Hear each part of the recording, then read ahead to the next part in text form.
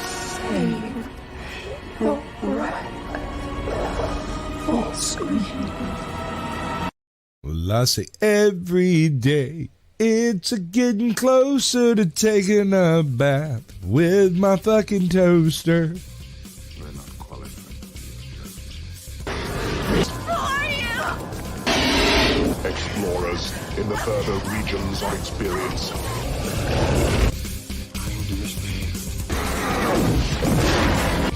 If you do not listen, Then the hell with you.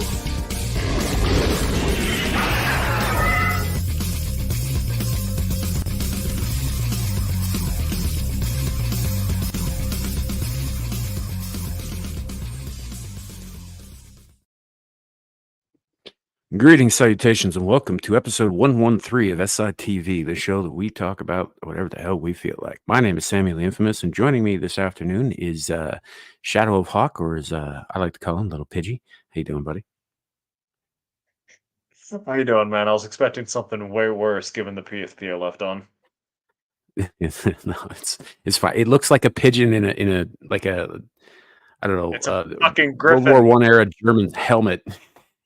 It's a griffin in a World War I German helmet. Thank you very much.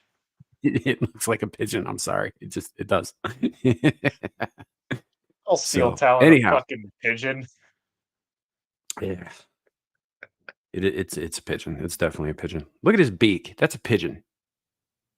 You know, he got them beady little eyes. You know, he's like, you know what? I'm gonna carry some diseases and shit all over your statuary.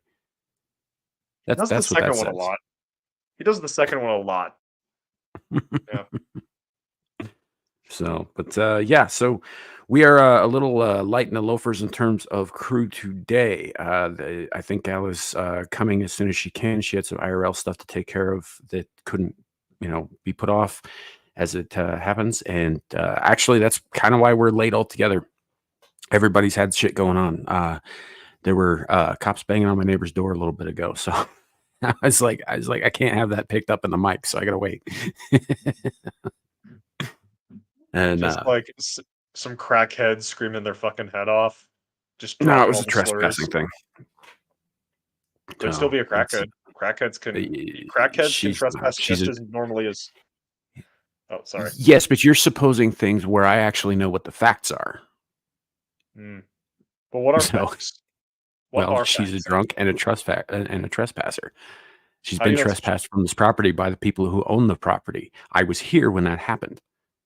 I don't believe you. I believe you're a You crisis. don't have to believe me. Anyhow, point is there was stuff going on, loud stuff that we didn't really want coming over the airwaves here. So, Gal should be joining us. The pigeon here was getting a dressing down from the Big Daddy Warbird.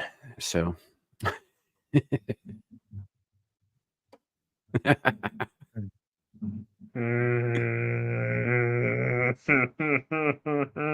I mean, am I wrong? So, That context. No, I was just on a phone call with my dad. We were talking about like workouts and stuff. yeah, the Big Daddy I thought you were Warbird. implying something very different with the application of the word daddy. No, I was talking about your father.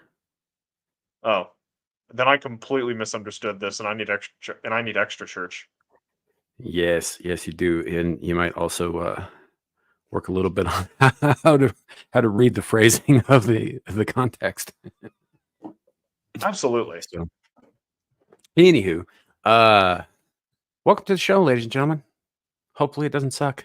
I honestly, if I'm being perfectly honest with you guys, I haven't really planned out a lot today. I have a couple of things I want to bring up.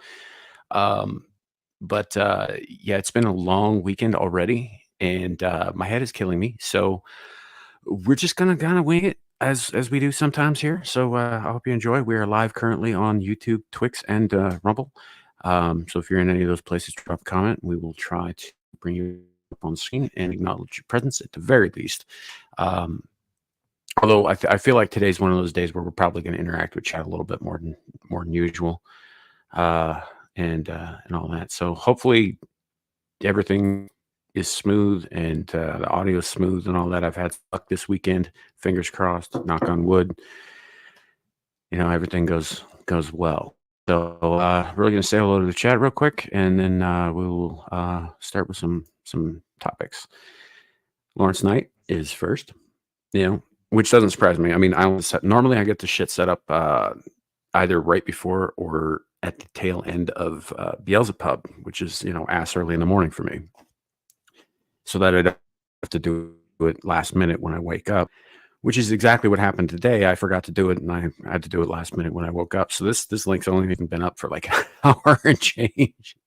But yeah, so Larry's first. We also have Kohai Masochist giving him his gold star for being first. I see Jack Tarlad in chat. Hello, my friend. Beak, as always, a pleasure, sir. And he is also complimenting you on your pigeon beak. Griffin Beak. Thank you, Beak. Yes. And we have JB in the chat with us tonight. Hello, howdy. So, Hail, JB. JB. I said JB. That sounded like a V. Sounded like you swapped your No. letters there first. No. Did not happen. Fair. Fake news. I'd quote Bill Clinton, but I don't want your channel getting taken down. It could happen. What? I did not have sexual relations with that woman. That quote. Yes, that specific clip in his specific voice. Yes. Yeah. I did not have sexual relations with that woman. I'm Bill Clinton. I endorse this message. No, you laugh, but I actually was. I saw that happen live. Oh, that must have been fucking hell.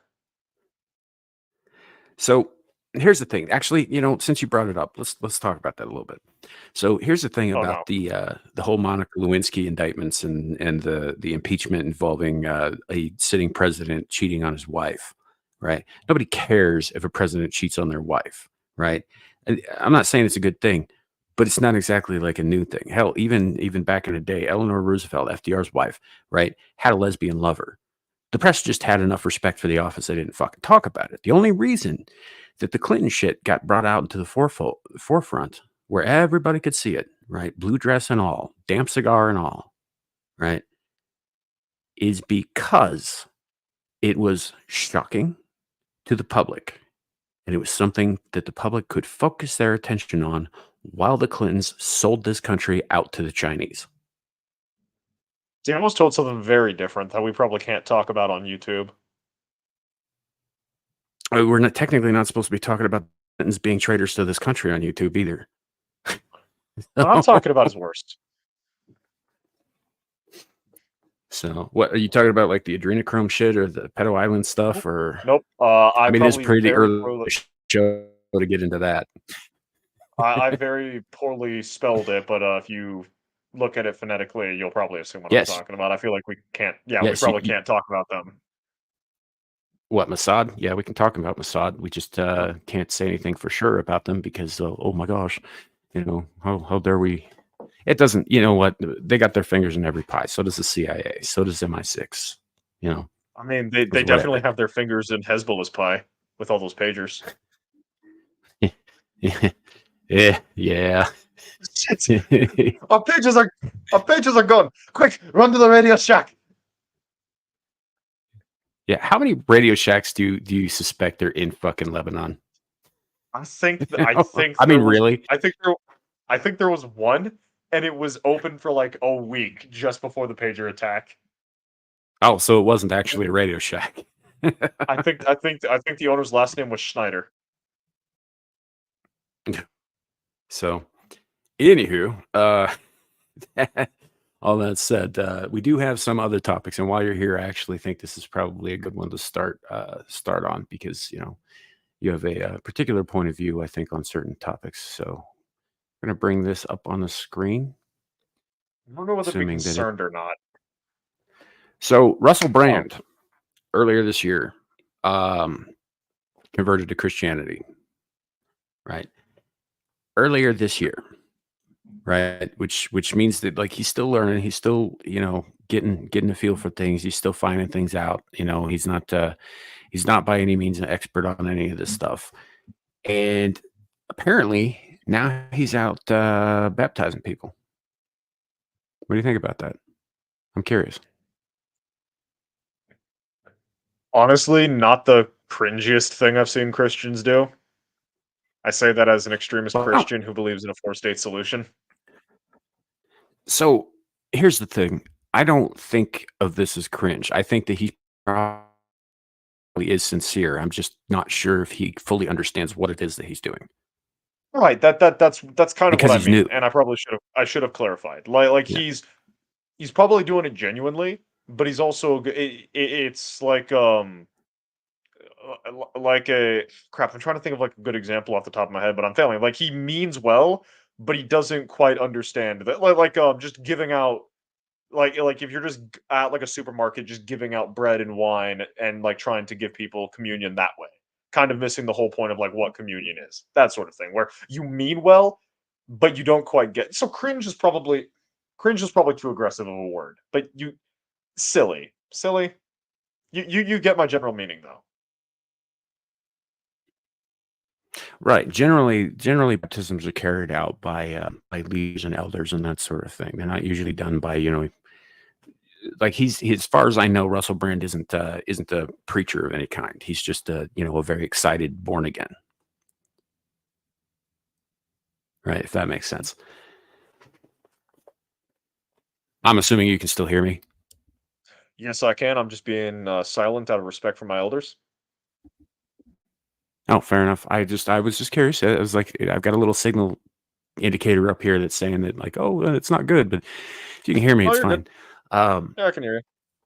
So yeah, no, I don't think that there's any like malice. I don't think that there's any kind of. I'm sure there's people out there who are just like, oh, he's just virtue signaling, whatever. I was like, I don't know that that's the case. Russell Brand has always struck me as yeah, he's had some really silly ideas in his head. Half his tattoos are from conflicting ideologies, right? Um, and he's done a lot of shit in his life, made a lot of mistakes. I don't know that I necessarily agree with his conversion. I mean, if he believes it, whatever. And more power to him and good for him. I hope it works out. But I just don't I don't get that this is any kind of virtue signal. I know there are people out there who would think that, but he's always struck me as a very sincere person. Like maybe not always clear on what it was that he believed or what he was saying, but very much a sincere person. I've never gotten the impression that he was ever, I guess insincere is the only way to put that about anything. I mean, I don't really know a lot about him, but from how you've like, yeah, my first thought with Christian virtue signaling would not be like the whole baptism thing. So I do agree that he's probably very like he's genuine and trying to be a good person here. Just a little bit Right. unprepared. I don't have it. Prepared? No. I don't have it right Mis- right at hand here, but what's that? Say it again. I said I misspoke. I meant to say misinformed. I'm just not using the English language correctly today. Okay, well that makes two of us. Um, so I don't have the video at hand, but he did put out a short video just after his conversion, where he was talking about how excited he was and how this could be like a really great thing for him. And it sounded like somebody who was talking about the new rehab schedule, right? And a lot of people got on him about this. They were just like, "Oh, well, he's not really approaching it from the right angle. He doesn't, he's looking at it from, how this benefits me and my faith and this and that." And I was like, he's brand fucking new, guys. Like days ago, brand new. You got to give him a minute to make those kinds of adjustments. You Yeah. know? Like, so say the whole Christian thing is absolutely correct, right? And if through baptism and through works and faith, you can, be forgiven all your past sins and earn a place beside your God in heaven, right? Say that, we'll take that as a given for the point of this conversation. So it sounded to me like that's exactly what he's trying to do, right? He's trying to dedicate himself to that, not just for his own soul, but apparently now for other people's.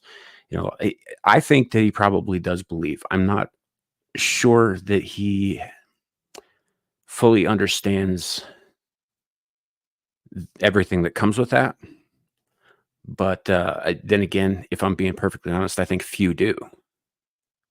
Absolutely. The vast majority. Hell, howdy Suka. It's okay. Even myself probably doesn't fully kind of get what's going on. Most people really don't understand what's going on with the faith. And then you've got the fact that there's the same number of Pokemon as there is denominations of Christianity to ascribe to. So none of us really know what we're doing. At the I very mean, least, he's yeah. Southern Baptist, I choose you. That would be a point. Wait, are Southern Baptists the ones that like drink venom? Because I know there's like No, some no, variant those of are church. snake handlers.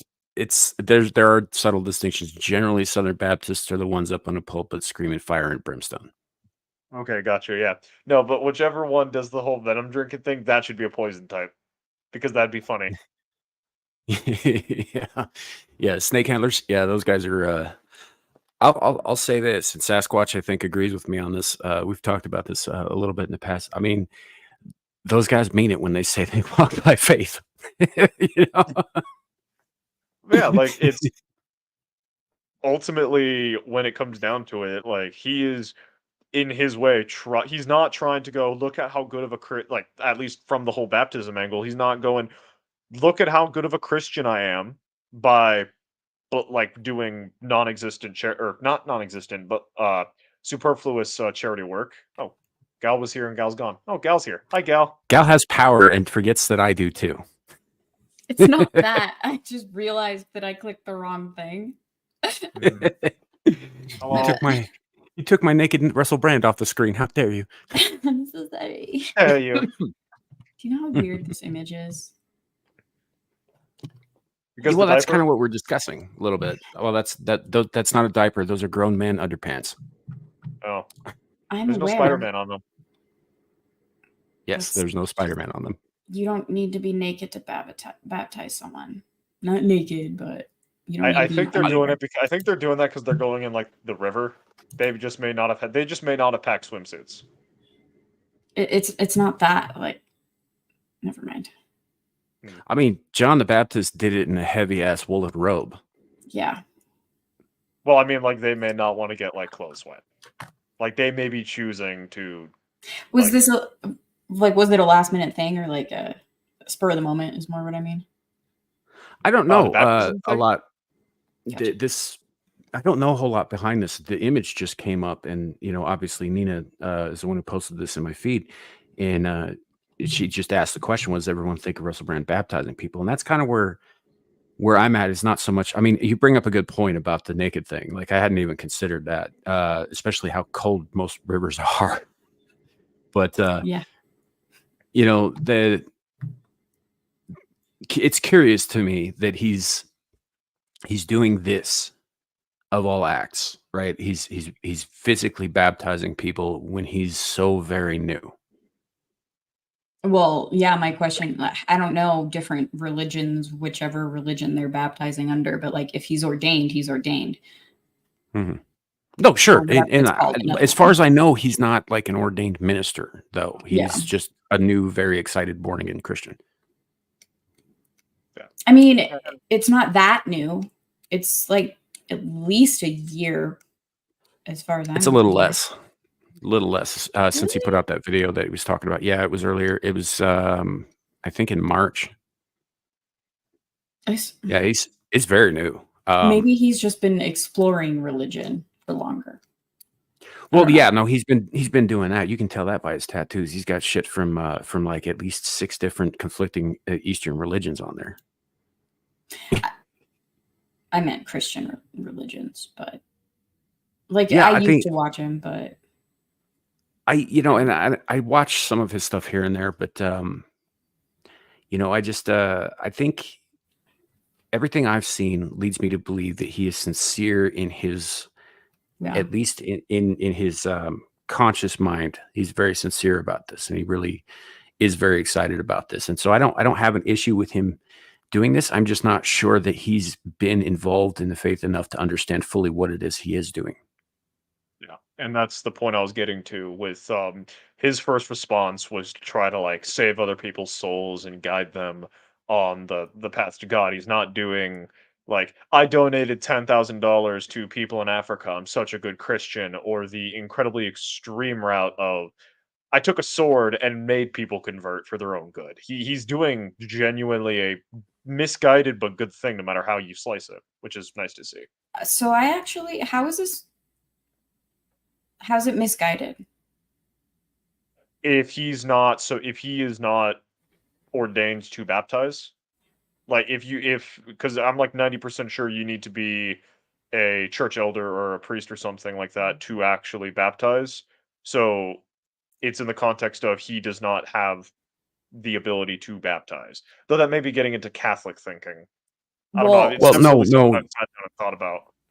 So you're not 100% wrong there. That's generally a thing in most denominations, is that you need to have some kind of ordination in order to be able to do this, for it to be considered legitimate anyway. So if he's not ordained in any way, then he's just basically going through the motions, and that person's going to have to get baptized again, or their church won't recognize it.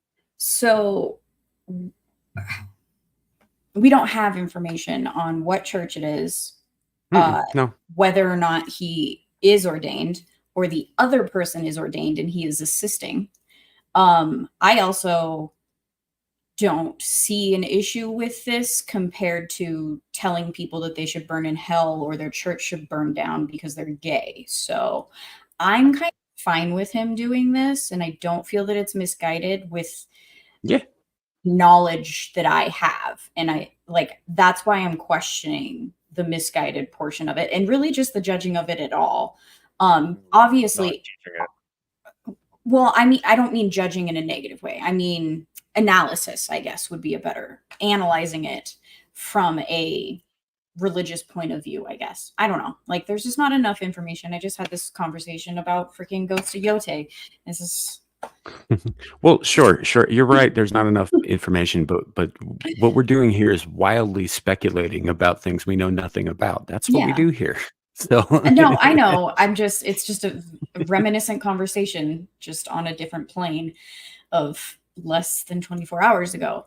So I don't Yeah. know. Like, to me, I actually see this as a net positive versus someone else who I didn't really subtly allude to earlier's choice of Mhm. condemning people because they joined a religion recently. Yeah, I mean, look, I don't see this as a negative thing at all. I'm probably as anti-Christianity as it gets, but as far as like people who actually believe, in terms of the organization of the religion of the institution itself, and of the men who lead such institutions, yeah, I've got big problems. But as far as like the your average believer, no, I don't see anything negative with this at all. I just found the image curious, is all.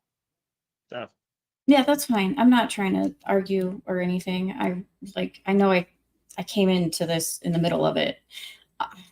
Hey, Bush. I don't know what I'm claiming, Boosh, that you're commenting on, though. I was part of the largest Catholic parish in Florida, and I never once heard anyone out of thousands say what Gal claims. Like, I need more information. I don't know what I'm claiming that you mean. I didn't. Yeah, I'm trying to think about what was said, and nothing's coming to mind, man. Unless it was about the, like, because you're gay or whatever, and the church should burn down. Oh yeah, he Oh, said that. okay. Okay. Yeah. So That's Yeah. mostly Karens. That's Yeah. mostly Karens. that's I was alluding to a specific person on Twitter that recently found their religion. I think I know who you're talking about. Yeah. Yeah. So And- yeah, well, no. Well, we know there are gay Catholics. There's one in the papacy right now. And I wasn't meaning specifically Catholic either, by the way. And if I said Catholic, I Well, misspoke. so again, there's that's always a point of contention, particularly between different, Christian denominations. Catholics say they're the only Christians. All Protestants say that Catholics are not Christians. I mean, Well, you know, right. Like Hold on. I Hold on. I always thought that Catholicism was not Christianity, and that's why there's a differentiation. And then I watched a video. it's Protestants so will say that Catholicism Catholicism is claims not. to be the Yeah. Catholicism claims to be the culmination, essentially, of the original church that Peter started, I think. Yeah. Right, way So back you in the make day. They are like what became of the original Christian church, according to them. According to a lot of Protestants, they are in fact something that came after the original church was subsumed by these guys, kind of thing. So it depends on who you're talking to. I don't particularly believe that. I think that anybody who says that, you know, accepting Jesus Christ as the light, the truth, and the way is the only way to salvation is probably a Christian. Yes. So to break down the I think delineation. it's much simpler than they like to make out. Right. Oh, absolutely is way simpler. It actually comes down to 16th century politics more than any actual theological issues, funnily enough. Mhm. Because originally, like, Yeah. you just had Christian. Like, even if it was, comparing, say, a Saxon Christian to a Levant Christian, like, you would still use the label Christian, and they may have minor differences, but ultimately it still meant the same thing. Then you had the West-East Mhm. split between the Latins and the Orthodox, and then as the Catholic Church became, or as the Church became more centralized and actually developed a level of secular authority, paired with the printing press, a certain guy by the name of Martin Luther recognized some inconsistencies with church doctrine and what they were actually doing, nailed a protest on a wall, or a door, led to a Protestant Reformation, a protest Reformation, and then various rulers decided to use that for political gain, and we have not had a single united religion since. Thank you, Cologne. Yeah. That So is I mean, heavily it's oversimplified. you talk about roughly 1,800 years of convoluted history. There's a lot of shit that happened, a lot of shit that went on. And there are some Protestant churches that formed in protest of other Protestant churches. Right. That's what Protestant means. Like in protest, I protest, I doth protest, Yeah. they were protesting the way things were. And they were just like, yeah, we want to do it this way. And so you end up with a bunch of different factions. And then each of those factions think they're the only true faction. And then of course, eventually you get believers in these factions who are like, wait a minute now, I think we should do it this way. And they're like, no, you shouldn't do it this way. And they're like, well, I'm going to go and do it this way. And they become a new faction and so on and so forth. It's one of the reasons that Mormons call themselves proclamants, because there are too many Protestants. Yeah. So All of this conversation is the reason why I don't believe in the middleman. It's all nonsense. fair enough. I've always found the idea that this is one of the reasons I don't jive with Catholicism, and this is a minor reason, mind you. But Mhm. the idea that you needed to speak through a mortal person who was every bit as human as you were, Yep. right, to be able to connect with the divine in any meaningful way, really kind of. And I know this is a vast oversimplification for you Catholics out there. I understand that. I'm just, sake of conversation. It just kind of rankled me because I was like, well, how do I know I'm just not talking to the dude? Right? How do I Mhm. know that the dude is not just making shit up to appease me? It just there's issues there, and even within the Catholic hierarchy, right? Your priests answer to the bishop of the archdiocese, who answers to so and so the cardinals and the popes and so on and so forth, all the way up the ladder. So it's like there's a whole chain of custody for your prayers, and I think that's kind of fucked up when they could just go directly from sender to receiver. Oh, Mormons have technically do the same thing too. It's how you To a repent. degree, yeah. Mhm. Yeah, you got to So, go like, it's confess your not as sins to a complicated. living person. Exactly. Yeah. In order to be forgiven for them or whatever, and then pay money. Yeah. So Yeah. yeah, it is what it is. I think all things considered, if you believe what you believe out there, I don't care what you believe if it gets you through the day, and if you're not a worse person because of it, right? Yeah. Then whatever, man. I mean, I don't honestly care if you believe in Haitian voodoo as long as it doesn't lead to harming children or murdering people, frankly. I would extend You that to know? animals as well, but whatever. Well, then you got to extend that to every other religion on earth that also Yeah. features blood sacrifice at some point in their history. So, Yep. Did you hear me say otherwise? I was more meaning any religion that does. What So did I miss? I walk away. I walk away because of phone call. I come back and Sam is telling Gal she's done at least one blood sacrifice. I'm confused. no, you misheard that whole you thing. missed a lot. Yep.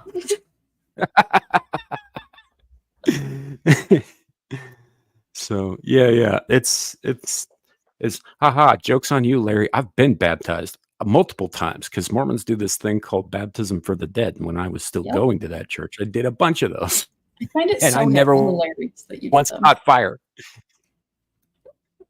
Yeah, it was a thing to Did the do at water the time. turn black? No, I know. when I'm you not. did I'm it? not. Did the water turn black by chance when you did it? Yeah. Did it become tainted? I mean, after Thank you. 30 kids went through it, yes, because we were all, dirty kids. Okay, gotcha. So no, it didn't take. It didn't take. Oh, poor Sam. So Sam yes, just comes from the void. Oh. Boosh, I wasn't talking specifically about Haitian voodoo when I said every religion at some point in history has done animal sacrifice or blood sacrifice. Yes, I know there are some that still practice that today.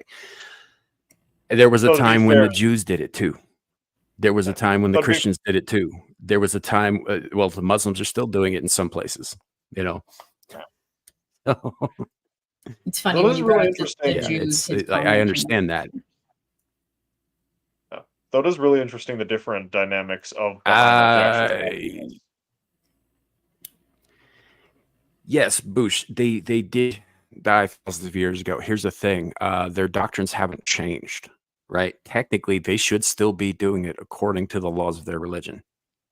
They just aren't. Well, that actually raises a question that I've had for a little bit and kind of rationalized. Is it specifically the death of the animal that the sacrifice is calling for, or is it a symbolic sacrifice of your wealth in the form of an animal? Because that's what most people in that time period had. Because you have like Mhm.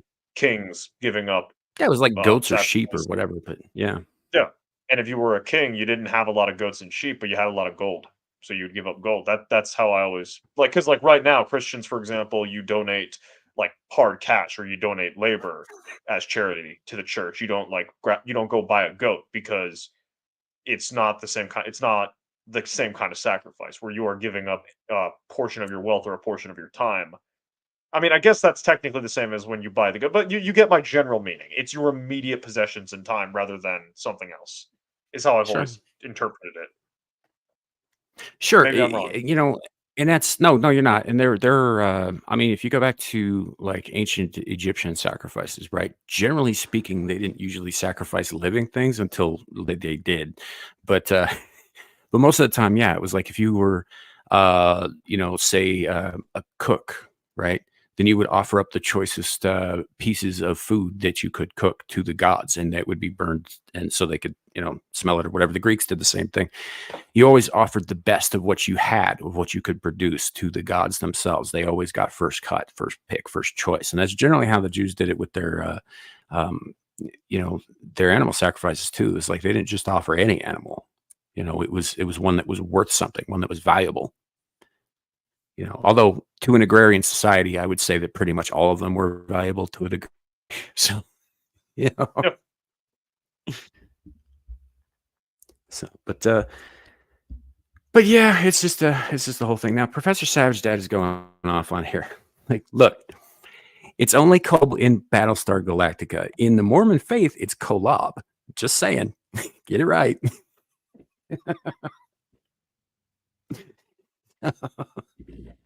I always thought that you were served on the Babylon 5 station. I didn't realize you were on the Battlestar Galactica. Dude, I didn't even watch Babylon 5. I got like, I don't know, How 4 dare episodes you? into it. I was bored to shit, man. Bored to shit. Fuck you. It's great. It's boring. You're boring. Wow. I don't know. Maybe it gets better. I don't know. I didn't stick it out. Whatever.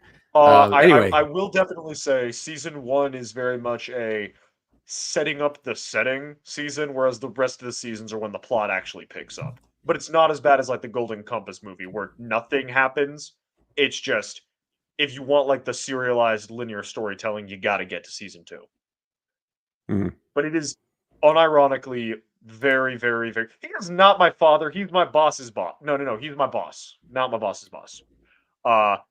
It has some of like the best written politics and warfare in science fiction, in my opinion. Well, one of the best at the very least. I do recommend it.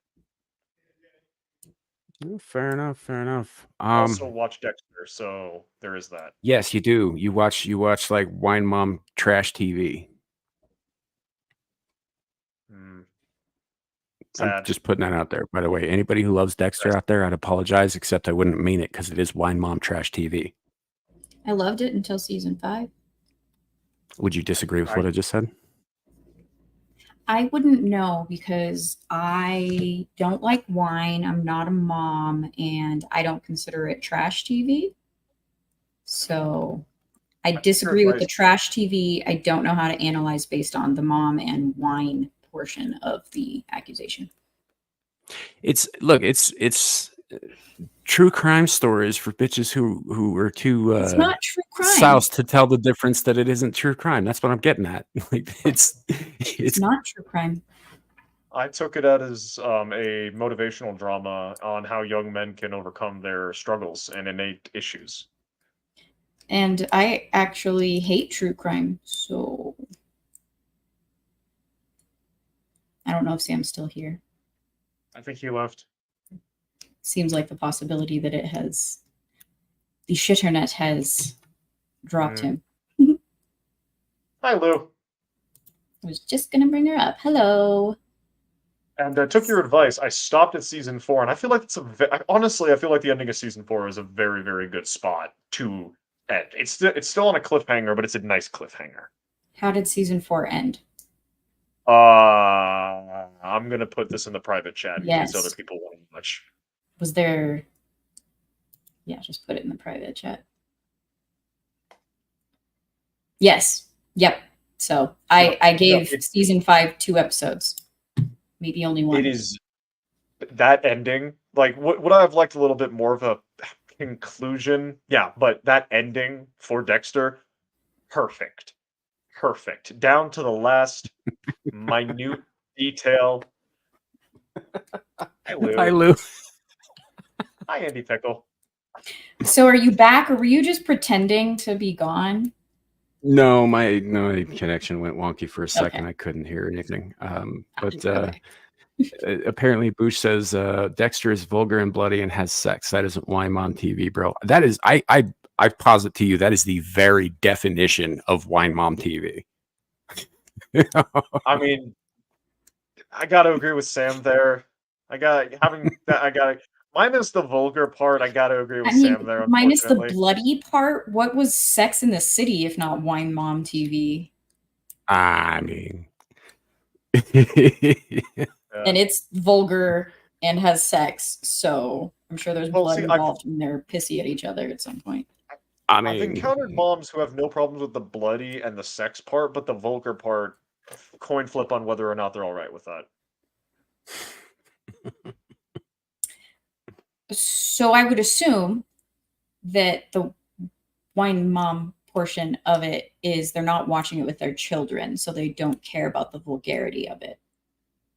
If you're a wine mom. No, they don't like cursing in general, even when children aren't around. No, that's not wine moms. Wine moms are perfectly fine with that.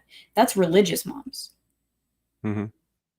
See, wine moms, Shadow, are the kind of moms who hang around the kitchens in Martha's Vineyard in their little gated communities behind their high walls with nothing to do but break open the box wine while like Consuela like vacuums the fucking living room. Gotcha. Yeah. I understand. Whole different demographic than you're thinking. See, Yes, and Lou, we're actually making the argument against Sam's point that Dexter is not actually. So this goes towards my same point. Like, I cannot see it from the perspective of being a mom or a wine drinker. So I don't consider it that. Although technically the argument could be made that I can't look at it from that eye for either side. Not Consuela.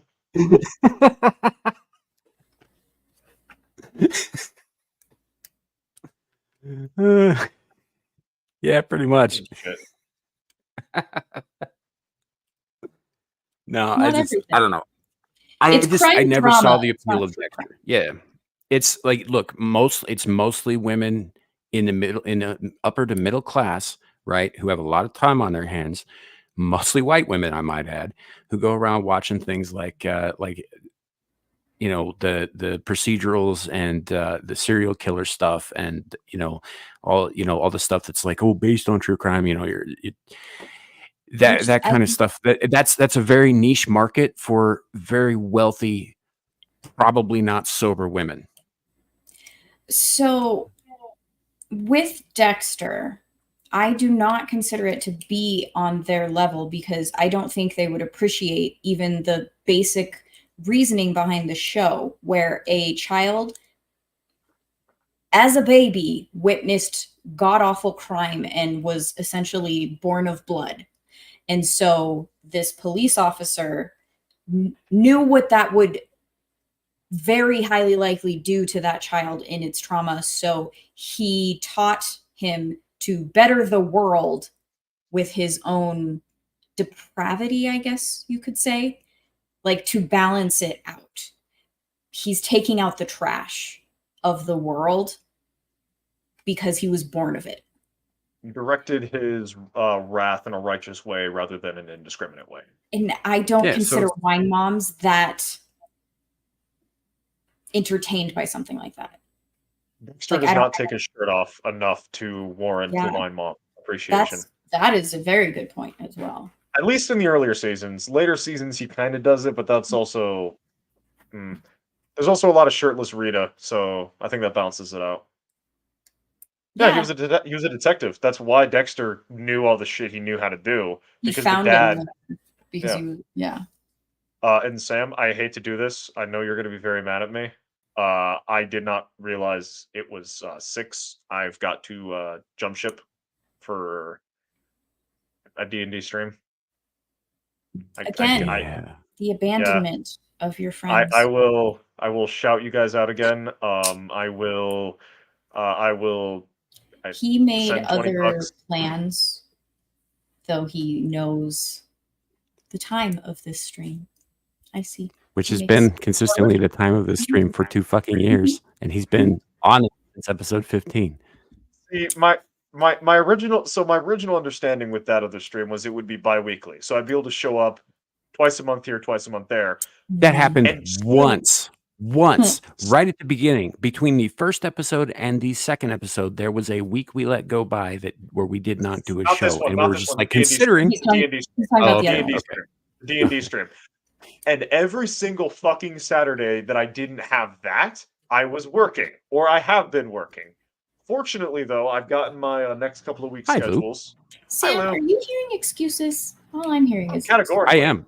Fundamentally, at a baser nature, I am trying to. I actually have, Andy. Sam has expressed an unwillingness because he doesn't trust me to run a game well.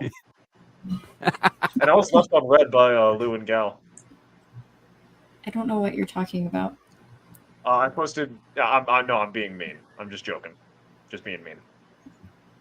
I'm like, you haven't messaged me about a D&D anything? Well, first of all, Boosh, settle down. This is Lou Castley, and she's very married, so. Thank you. I'm here to cover for Shadow since his schedule was so busy. So I can stay only about an hour because my husband is working in the backyard. So when he calls me, I gotta go. Oh, no problem. No problem at all. See, that's what you call a valid excuse, Shadow. Yes. Yeah, no, I understand my excuse is fucking pathetic. All right. Well, plug your stuff and then get the hell out of here so we can have a nice conversation. Understood. I'm the Shadow of the Hawk. I've got my own YouTube channel, which has sporadic streams. Either I rant about stuff with an open panel, or I stream games. Currently, it's a Hoi 4 stream, though after I get done with that, I'll be doing Total Warhammer. And then my Twitter is currently Umbral Pidgeotto the White. I'm probably going to be changing that at some point to something a bit more serious, where I just kind of post whatever I feel like posting. Some of it's good, some of it's bad. And yeah, that's about it. The rest of this panel is a lot more interesting and a lot more entertaining than me, so I'll be dipping out. Thank you, Sam, for having me, and thank you for the chat, for being chat. Yeah, hey, thanks for coming, Hi, kid. Shadow. It was fun, Shadow. Bye, guys. Bye. Bye. Hi, Green Hair. Hi, Samuel. Hi. Good to see you. Good to be here. Yeah, I'm sure, to be honest, she's actually here to defend Dexter, but she was being nice to Shadow.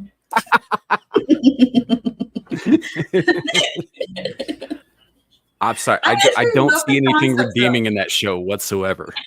I do. I think it's beautiful to see a person that has all that evil inside take it out on those that have that evil as well. So it goes back to, men can defend us from the evil of other men. Because I think that maybe women can do that, but it's at a different level. But again, it's a movie. I don't think it happens in real life, so that's entertainment. Well, and also his significant other, his girlfriend, then later wife, helps him evolve as a person. And prior to that, he was just robotically evil, but doing what he was taught to do by someone who, yes, did, love him and help him grow, but it was more procedural than what your significant other is supposed to be in that love. So yes, so she was Dexter's helpmeet in a way. Yeah. So we win, enough. Sam. Wrong. I'm just kidding. I don't know that there's any winning here, but yeah, I know. Oh no. It's like I haven't watched it, and honestly, I'm not the worst for it. So.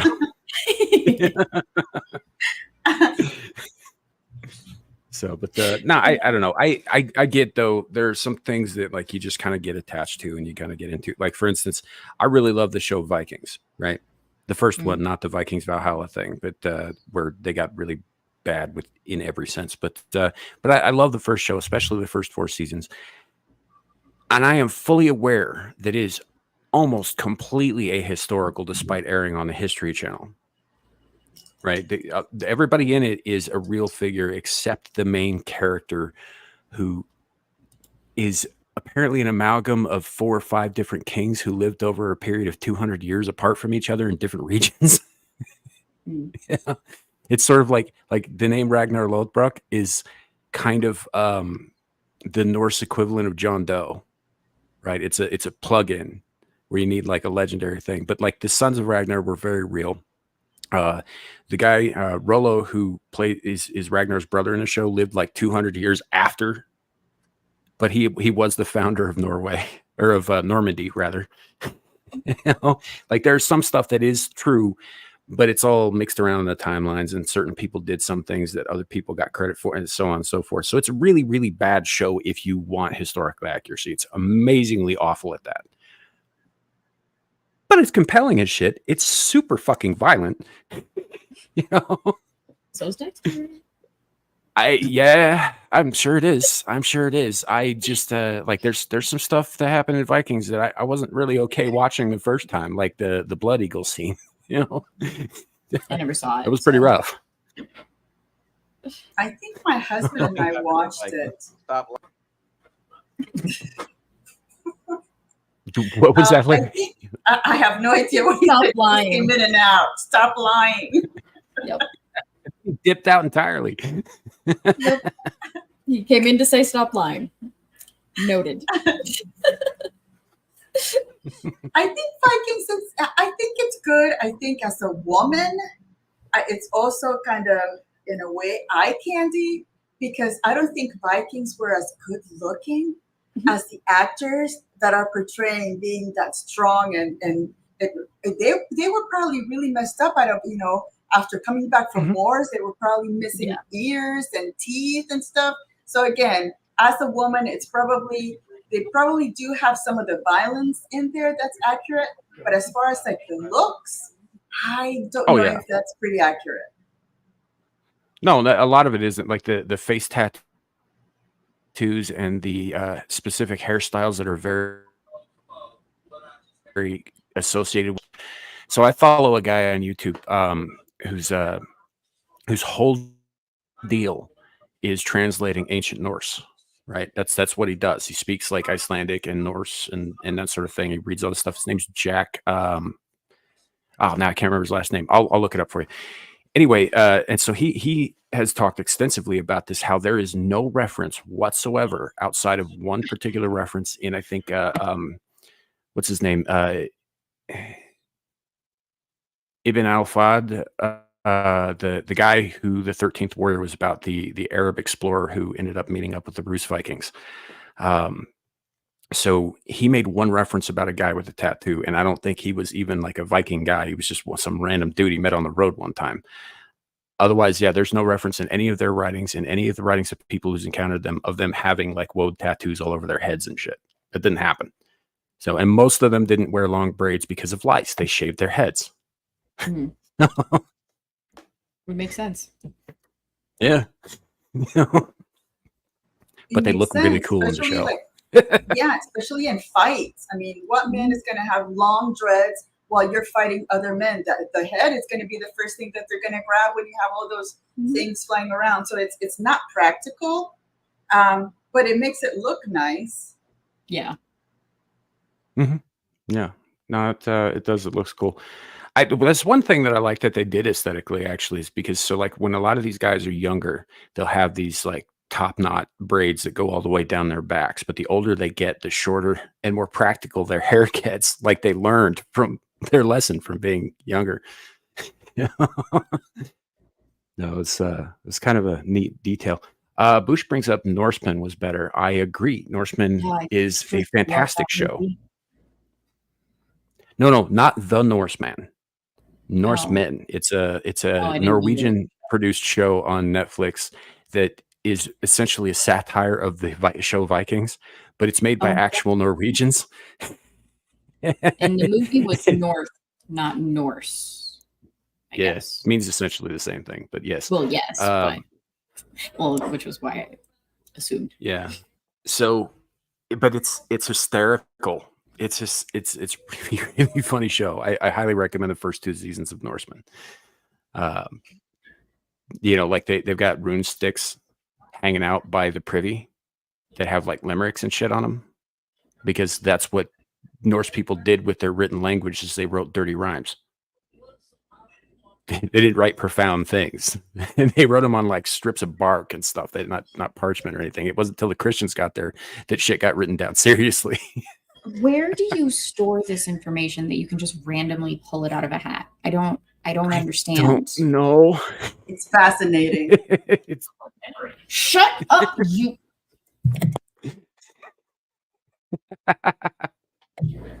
Sorry, my brother seems to think he should pick it. Gal, yes. I never took you for a bully. You don't know me. She's a Marine. I know she's a Marine, but who was I bullying? Your brother. You didn't take me the way I bullied Dermy as someone who would then proceed to bully their sibling? Well, Dermy likes that stuff, and I figured Dermy asked for it. Where do you think I learned it from? Not Dermy. Over there. Right over there. He reaps what he sows. Are you saying that you beat him daily? No. Oh, okay. Just checking.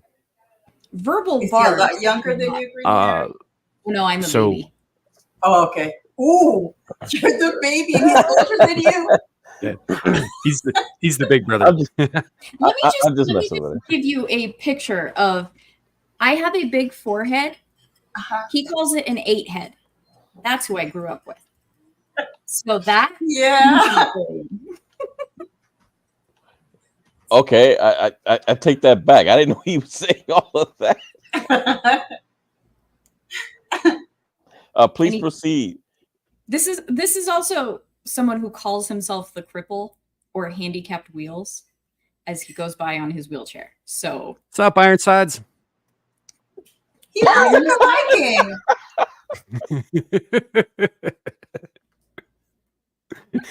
What? Like he's never heard that before? I don't know. Has anyone? I'm sure he said it before? Nope. Oh, You're the well, first. congratulations! Do you even know who that is? Gal, we missed you on trivia night last night. I'm never on. She was on another show, dude. You knew that. Yes, I know. How can you miss me when I'm never there? I've never been there. Were it on this show and I wasn't you can there. You can still be missed.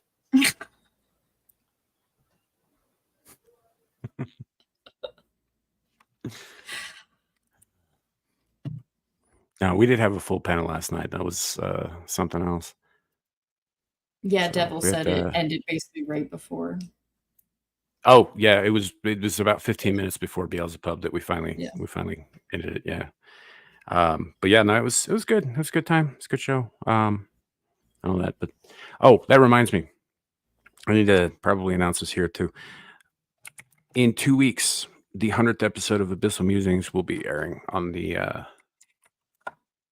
what date is that? The 11th of October. So 12th. Yeah, come watch that because yeah, that's a milestone for Larry and I. So should be So good. is that an invitation for us to celebrate with yes. you? Okay, yes. I just want to make sure. Yes, it is. Thank you. Yeah. So we're gonna have I think a good time. It'll be horror movie themed for the most part. You know, Road to Halloween and all that stuff. But yeah, well, we know Gal won't be on there. She's usually on Ball Rippers on Friday. Or what was that show called? Ball Rippers, Ball Kickers, something. You know what it's called. No, he's just saying that to get under your skin. I know. No, I was saying it to gross out Lou. Oh. What the name of the show is? I was reading the comments. Sorry. What did you say balls? Something related to oh my goodness. Yes. Every Friday I'm on a show called Ball Bust. Yep. I'm clipping that. I'm clipping that.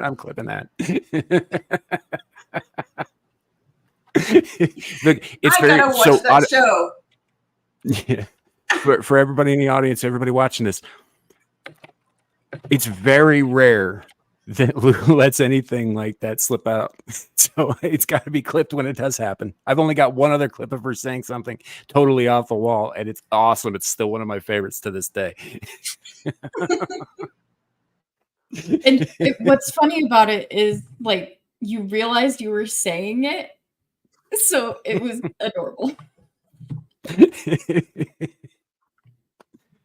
That is funny.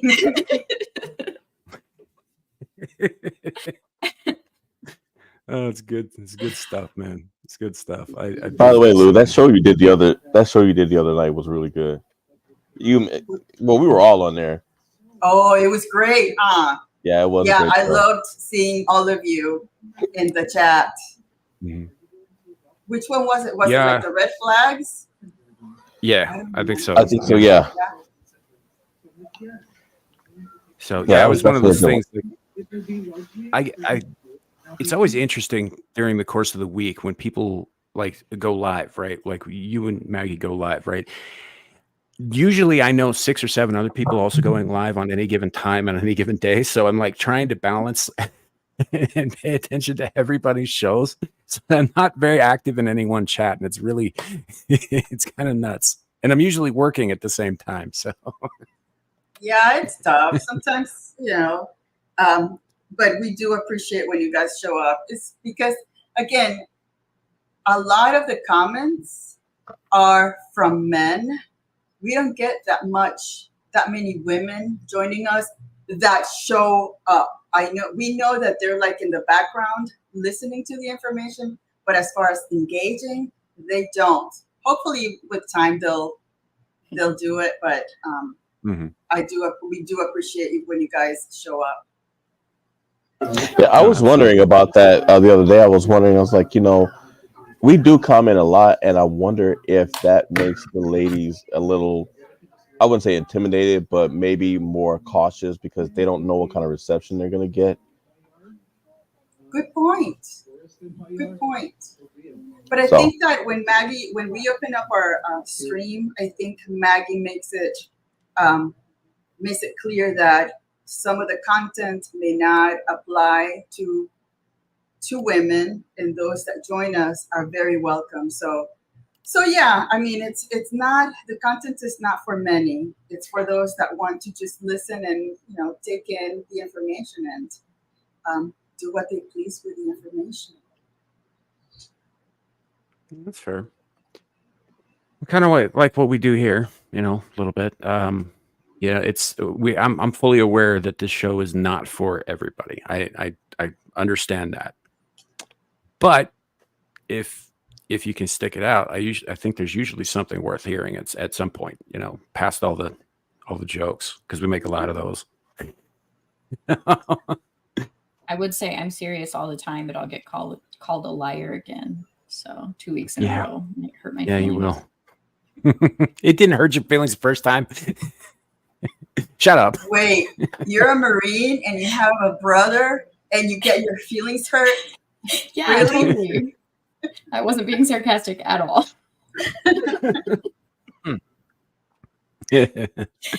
I don't know if there's a serious bone in my body half the time, so. Pshaw. I say, you pshaw.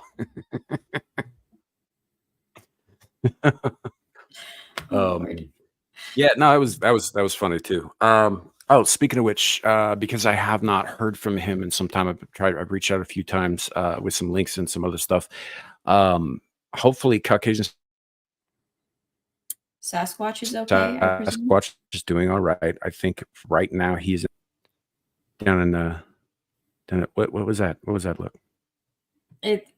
You were breaking up. Oh, was I? Yeah, sorry, I didn't realize I was. Okay. I'm just saying I hope everything's okay with Caucasian Sasquatch. He is in an area that is being heavily affected by the hurricane. Oh, okay. So along with a dozen other people we know down in the Florida area and, parts of Texas and Louisiana and Tennessee, Georgia, and Tennessee, North Carolina, apparently Ohio, Tennessee, it was a dam failed, but I also presume that's in part due to the storm.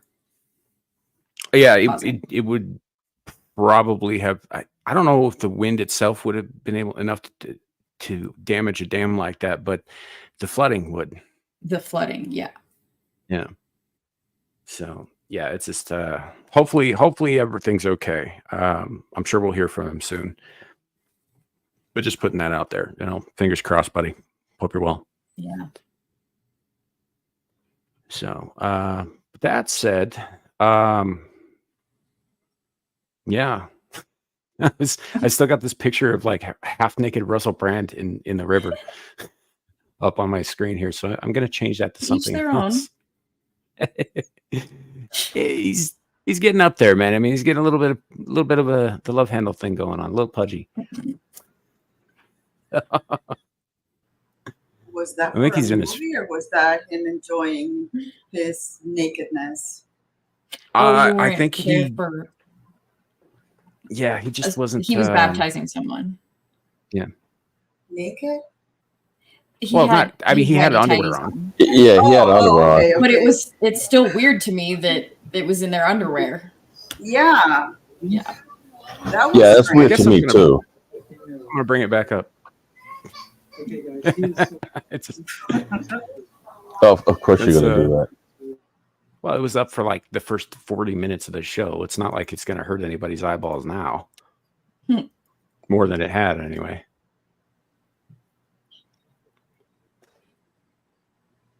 So yeah, it's a couple dudes in their skivvies baptizing a guy who is dressed from the neck down.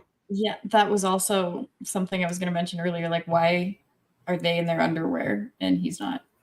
It's so weird. He appears to be wearing a wetsuit, actually. Which is somewhat counter to the point of getting baptized. Yeah. And what's the cat doing? Right in Watching, front. What is apparently. that? Filming. I don't know. It's just right there. There's is just so a cat in the high. frame for some reason. It's very weird.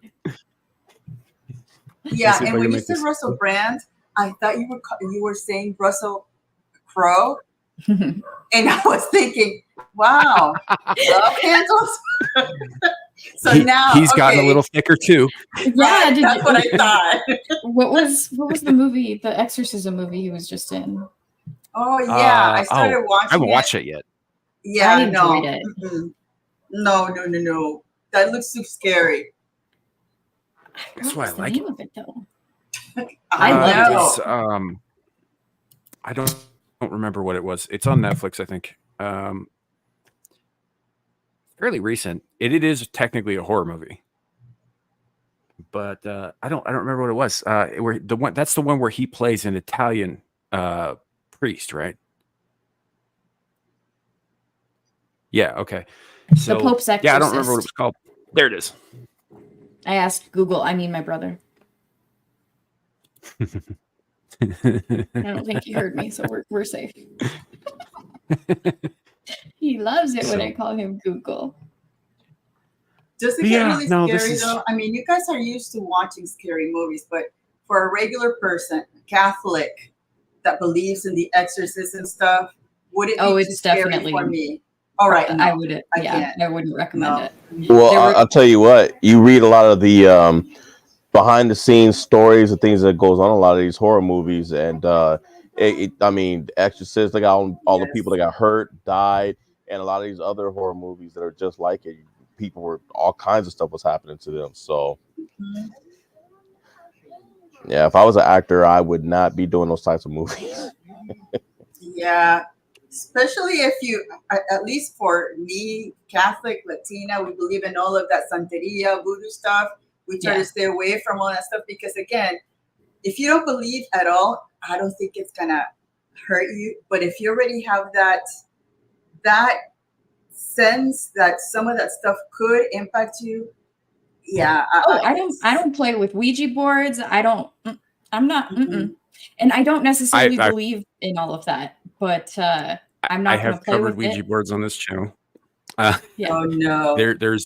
So here's the thing. Like most esoteric faiths, most esoteric paths that involve magical or ritual practices of that nature or whatever require an element of belief, right? Mm-hmm. If a Wiccan curses you, it's not going to do anything if you don't yourself believe in it, because 90% of what they do is psychosomatic, right? Mm-hmm. You end up causing most of it yourself, and and most of that shit is psychological. Yeah. Voodoo's different. Voodoo doesn't care if you believe in it or not. It's going to do what it's going to do. Stay the hell out of its way. And the same thing with the Ouija boards. A Ouija board, unfortunately, Parker Brothers in the 50s decided to market these things as a family-friendly, child-friendly board game. They're not.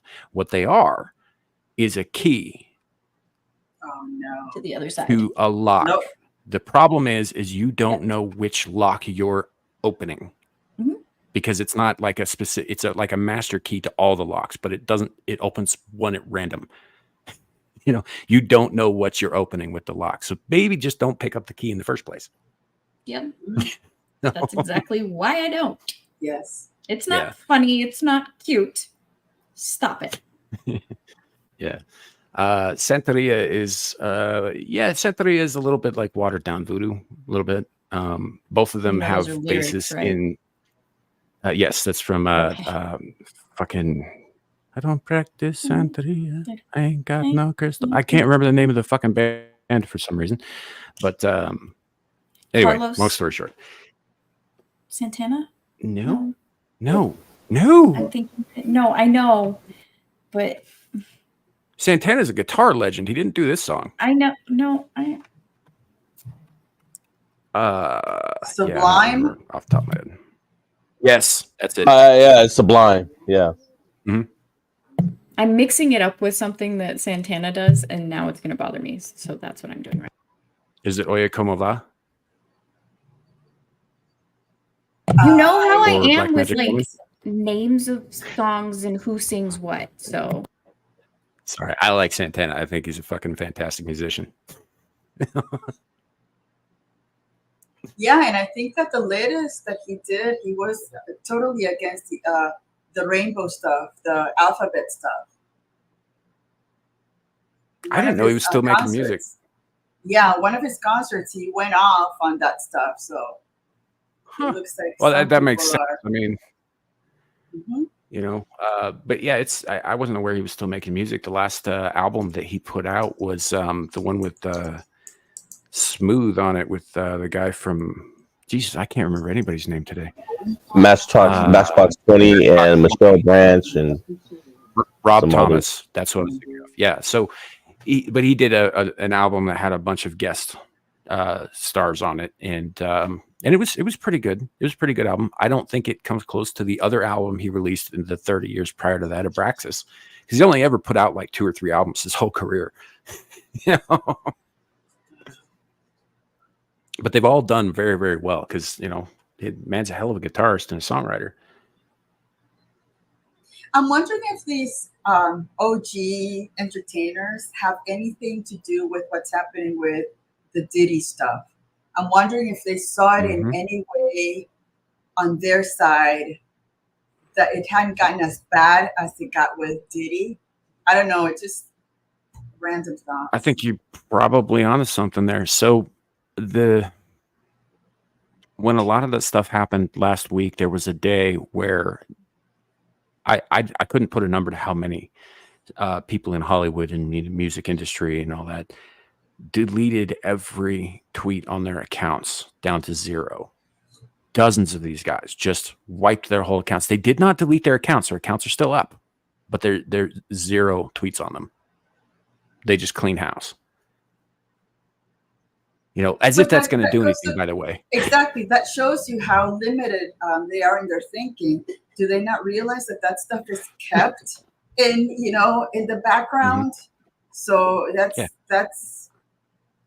shows the internet again to me that there's some guilt there. Why would you go and delete everything now all of a sudden?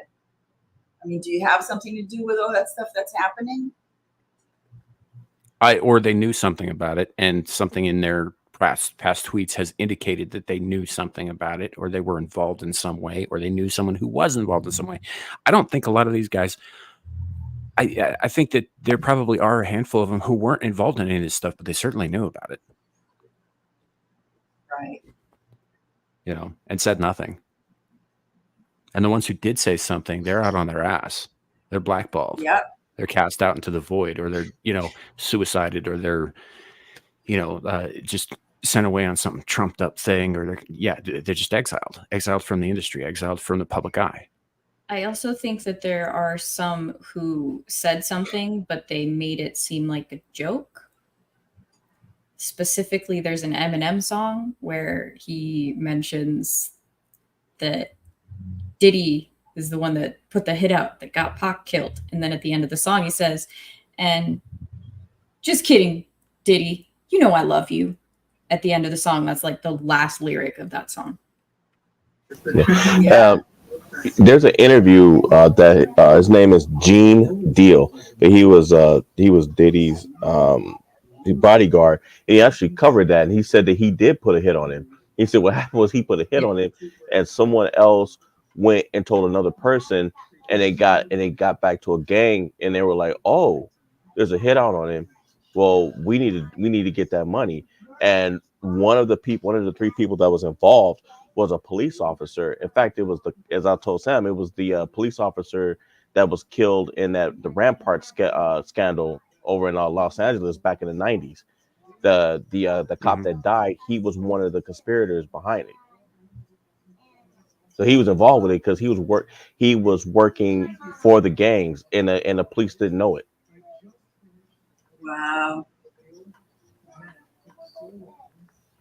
And then that goes back to me Yeah. also thinking, remember that Obama chef who was an incredible swimmer, Mm-hmm. and all of a sudden he drowns in like 8 feet of water, and nothing was said about it. It just kind of like disappeared completely. Yep. It seems like the guy probably found something sketchy because all those people are connected. And somehow he got, I don't know. Well, I mean, he forgot to swim. The other rumors of that are Obama's highly speculated upon proclivities. Yes. And Oh, you mean the butt fucking?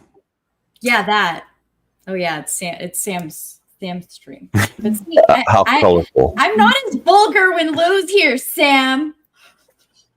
Most of the time, I'm not either. I couldn't resist. Sorry.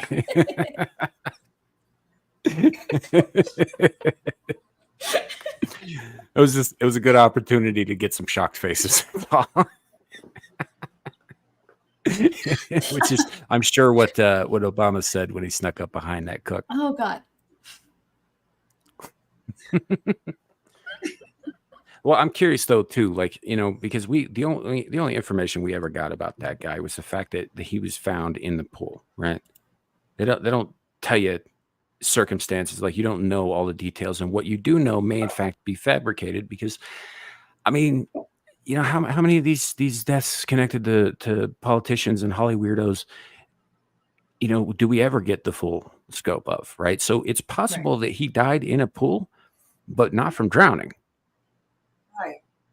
So I don't think it was a pool that they found him in. It was like a shallow body of water. Oh, yeah, yeah. Well, again, in behind the house or something Yeah. like that. That he was like a board Boarding. paddling or something Yeah. like that. And Yeah. all of a sudden something happened to him. Yeah. mm-hmm. Yeah, and it's just it goes on and on and on. Like what was her name? Anne Heche last year. Yeah. Uh-huh. Anne Heche had that whole thing is fishy as hell. Yeah. It was very weird. You know, I saw the video same as everybody else, and I know there were a lot of people out there, like a lot of backseat trauma surgeons or whatever, saying, you know, like, oh well, no, this is what happens when you're severely burned. You just react like this. So it's like you don't generally fight to get out of a body bag. Just saying. Yeah. You know? So yeah, I don't know. I think that she was probably murdered. And did you see that Megyn Kelly X, where I don't know if it was an X on YouTube, where she said that Epstein was not dead and things was not unalive, and things were, and we would find out more, and she couldn't share anything, but she said that he wasn't unalived. I did not. Yeah, see it was really interesting. Yeah, it was like a, I don't know, 10-second thing where she says, and it's Megyn Kelly, you know, I trust her for the most part. So if that's true, that means that definitively Epstein did not kill himself. Yeah. Exactly.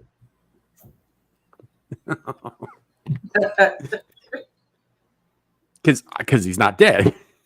Right. Thank you for explaining that. Thank you. I don't know. It was an awkward pause. I had to fill it with something stupid. So meanwhile, his girlfriend is basically taking the fall for him. Yeah. Yeah.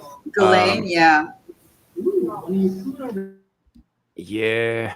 Well, and I recently saw a post that she was one of the suspects that is part of the Diddy investigation too. Oh, of course she is. Like I think that Diddy was on the same payroll that Epstein was. Yep. I think that there are, at minimum, another half dozen of these guys out there.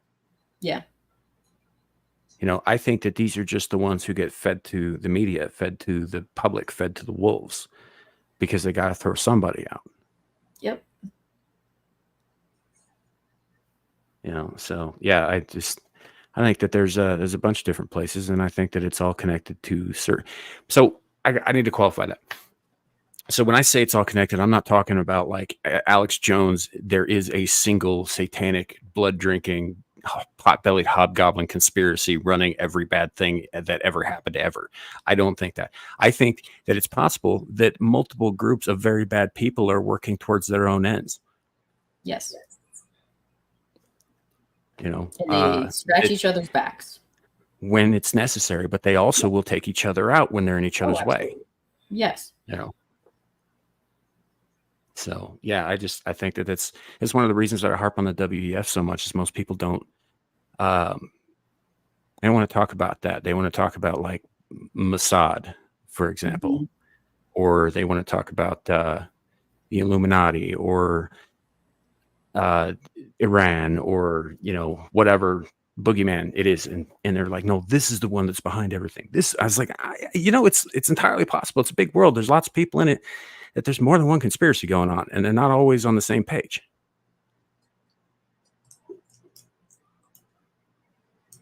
You know, so but that's what it is. It's like, so last year, Kat the Hijabi Gamer was on here, and she was asking me what possible thing, like the Arab conglomerates who were getting in bed with the WEF, what they would have in common with them, why they would be doing this. You know, why, you know, Putin would be making his move to sort of try and rebuild an economic version of the old USSR, why China is making moves on Taiwan and, you know, Southeast Asia, you know, and that sort of thing, and why they're all doing this and they're all shaking hands and all that stuff. I was like, well, they're doing it now. They're shaking hands now. They're in the same conference rooms now because every single one of those groups individually wants to be the ruler of the world. And they recognize that they can't do it on their own. But eventually they're going to have to turn on their allies. They all think they're the ones who are going to come out on top. So I guess we'll just wait and see which evil bastards it ends up being.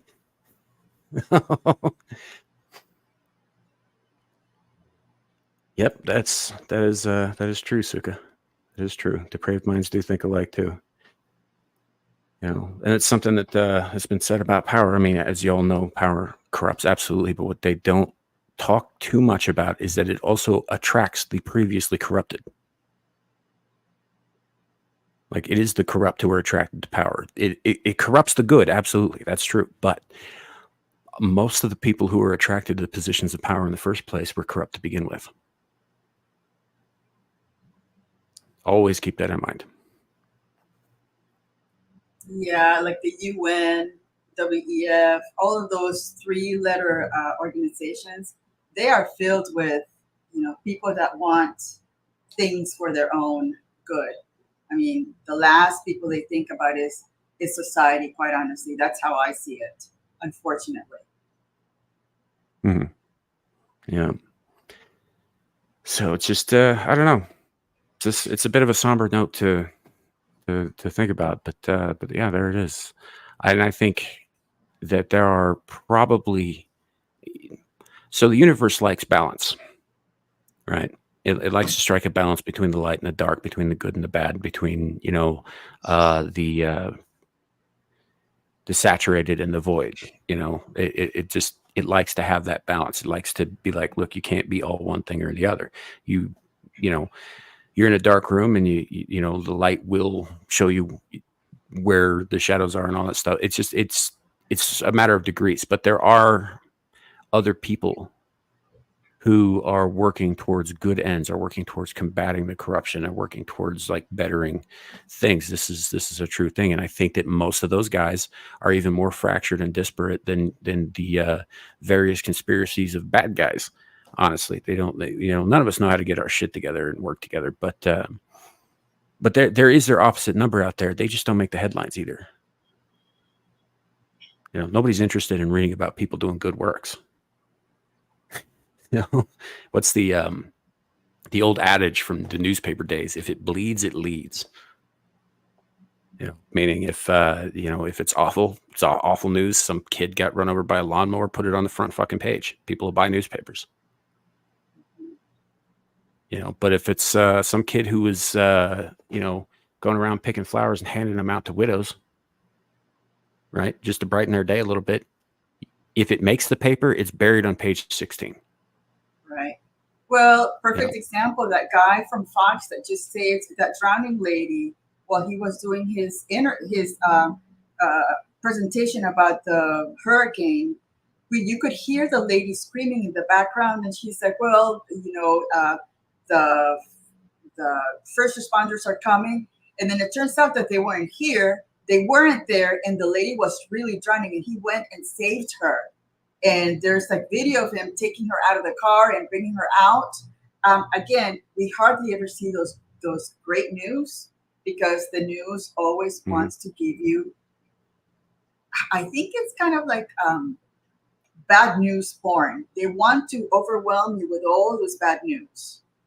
So, your life becomes just overwhelmed over the world is coming to an end. That's why, like the climate change thing, everybody believes it because it's always, the world is coming to an end. One can hope. I mean, yeah, no, you're right. So there's multiple angles there, right? If you can keep people in a constant state of anxiety and fear, right, you can sell them things they don't need. You can sell them on building a war machine. You can sell them on, mRNA mutagen shots. You can sell them on, all kinds of things, not to mention all of the mental disorders that supposedly come with that. You can sell them on all kinds of pharmaceutical products like Vicodin, like Xanax, like Prozac, the things that are used to quote unquote fix ourselves, get ourselves right or whatever. Like we wouldn't be buying those things if we didn't feel like we needed them. And how do we feel like we need them? Well, we're stressed to the gills all the time. Why are we stressed to the gills all the time? Well, because the world's going to hell in a handbasket, and I can see it on the TV every day in my face 24/7. So, yeah. No, that's a good point, man. Right. And they, and that goes back to all of the connections about these big conglomerates like Big Pharma, all of these things. I just watched that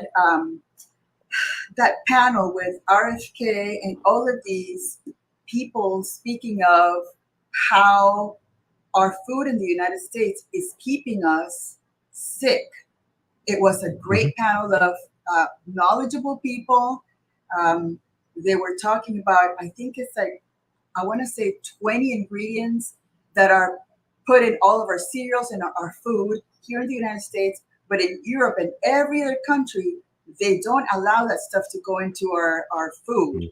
So they were talking about how our food is making us physically sick, mentally sick. It's destroying our microbiome, and it's just to keep us, sick. So it's also we can addictive. Get better.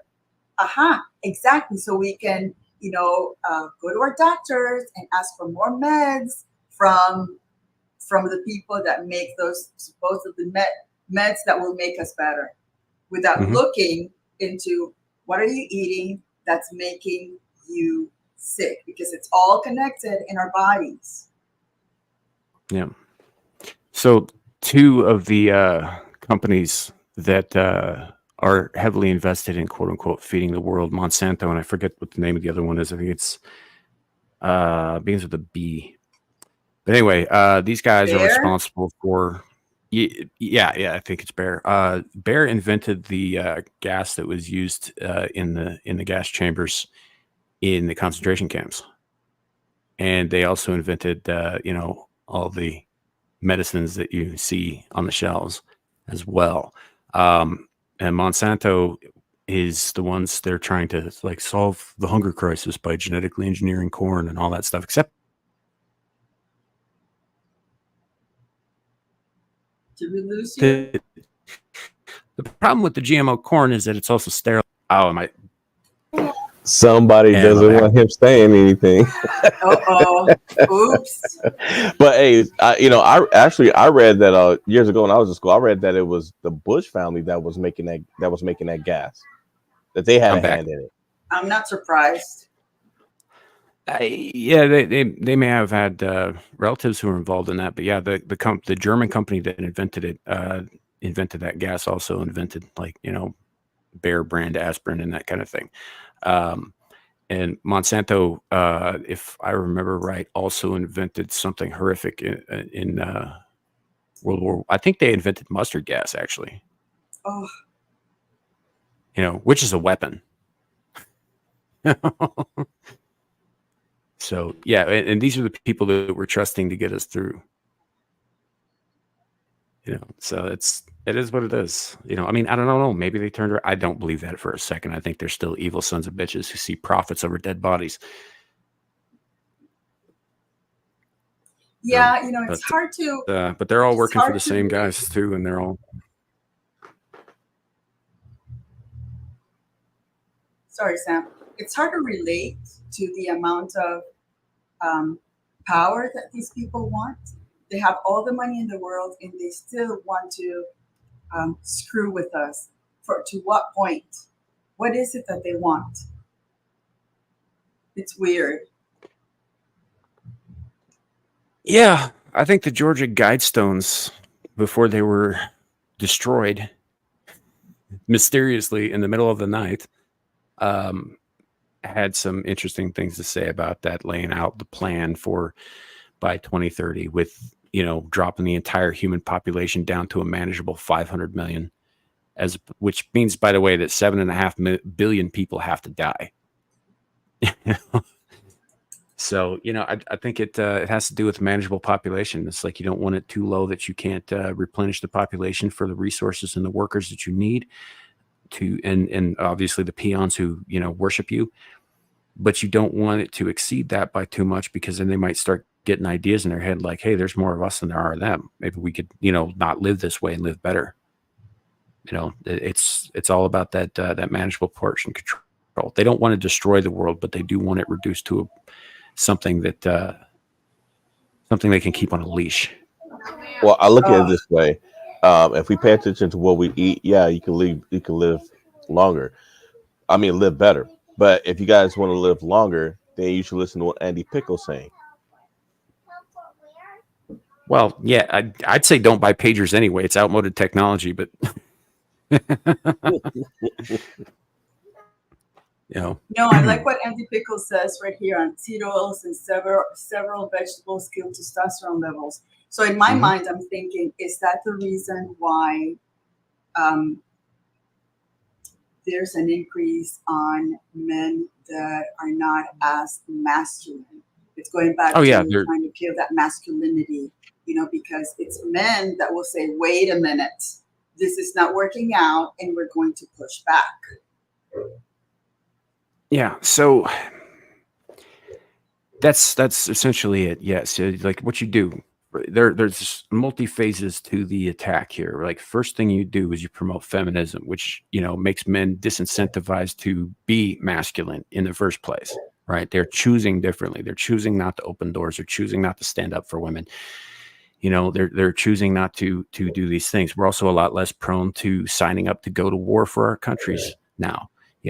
We're a lot less prone to do all the traditionally masculine things. We're thinking about ourselves and not about the good of the whole. We're thinking about a little bit more selfishly, which I don't see as necessarily a bad thing on the surface, but in terms of like a society, yeah, it can be. So that's the first stage. And then or maybe the first stage is introducing these seed oils, which reduces testosterone, which reduces those tendencies in the first place. But then you make it difficult for men and women to communicate. And they start just butting heads against each other, not wanting anything to do with each other. So yeah, you got these dudes in dresses going around beating the shit out of women in women's sports, right? How many men are actually standing up and saying something about it, or standing up and doing something about it? Not a one, because we don't care, because that's a woman's problem, because they told us to fuck off.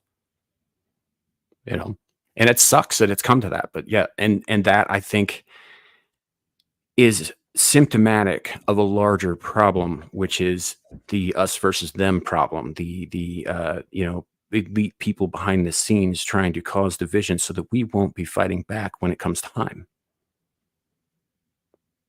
I think it really comes to that. So yeah, and we are, and the birth rates are dropping, which means that we're going to start losing population. In fact, I don't think it'll be too long before we dip back below the 8 billion mark, and we'll be 7 point whatever billion again. Just because worldwide birth rates are horrendous, except in like the Middle East for some reason. So, but they don't eat seed oils over there either. Right. So there's Yeah. Maybe the current administration is thinking about that right now with the southern border being as open as it is. Just kidding. Mm-hmm. Yeah. So I don't know. I think there is a concerted effort to create a worker class that is not a warrior class.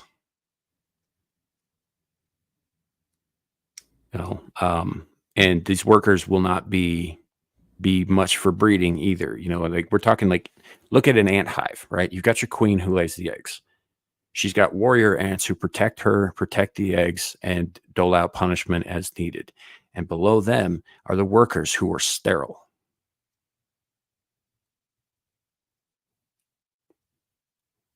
Which is the rest of us. That is so depressing.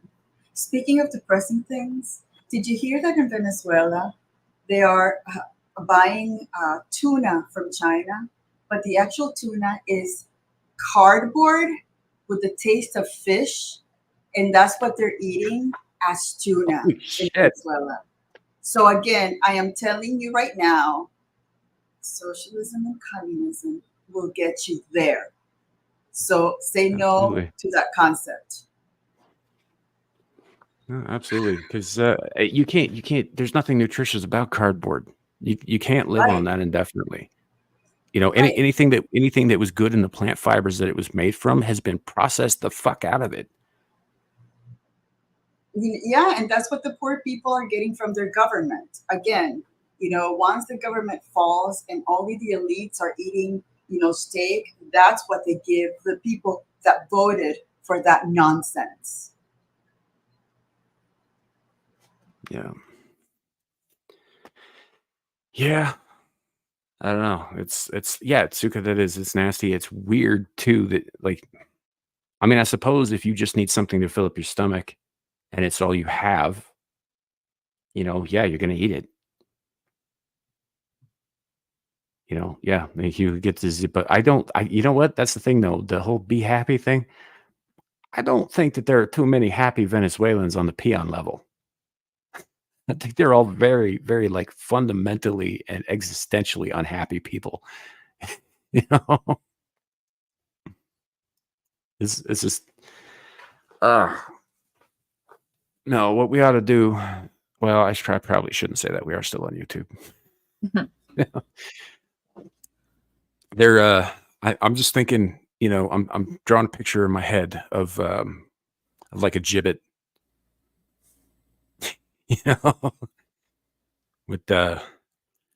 with some fun decorations hanging from it. That's all I'm saying.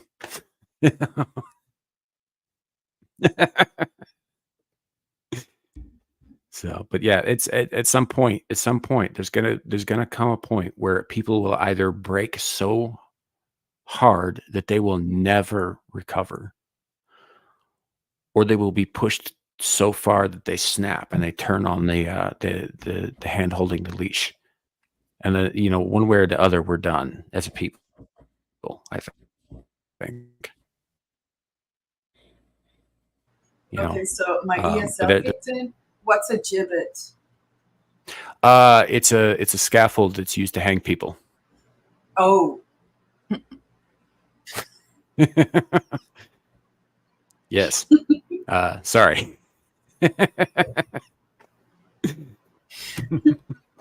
Now it makes sense. Sometimes I use archaic language because the algorithm doesn't always catch it. All right, makes sense. Yeah, it's one of those funny things. Like there's certain terms that are also really outdated, even in among native English speakers and such. So like when you hear the phrase "hoisted on his own petard," right? There's a certain amount of understanding of what that phrase means. It means oh, you got what was coming to you or whatever. You're just desserts. That's what that means. But what that actually means in the language that it was written, hundreds of years ago, a petard was a kind of medieval grenade. And someone who's hoisted on a petard drops it and it explodes and they're lifted into the air by the explosion. I mean, it's basically saying you're an idiot and you got what was coming to you, like I was saying before. Yes. But most people don't recognize where the term actually comes from. Yeah. Yep, a petard was a grenade. It was the early grenade, but yeah, early for European medieval stuff. Anyway, I'm sure the Chinese had similar things earlier than that, but they were blowing shit up 5,000 years ago. So, tis what it is. All right, friend. But yeah, it's calls. just, you know, Gotta go.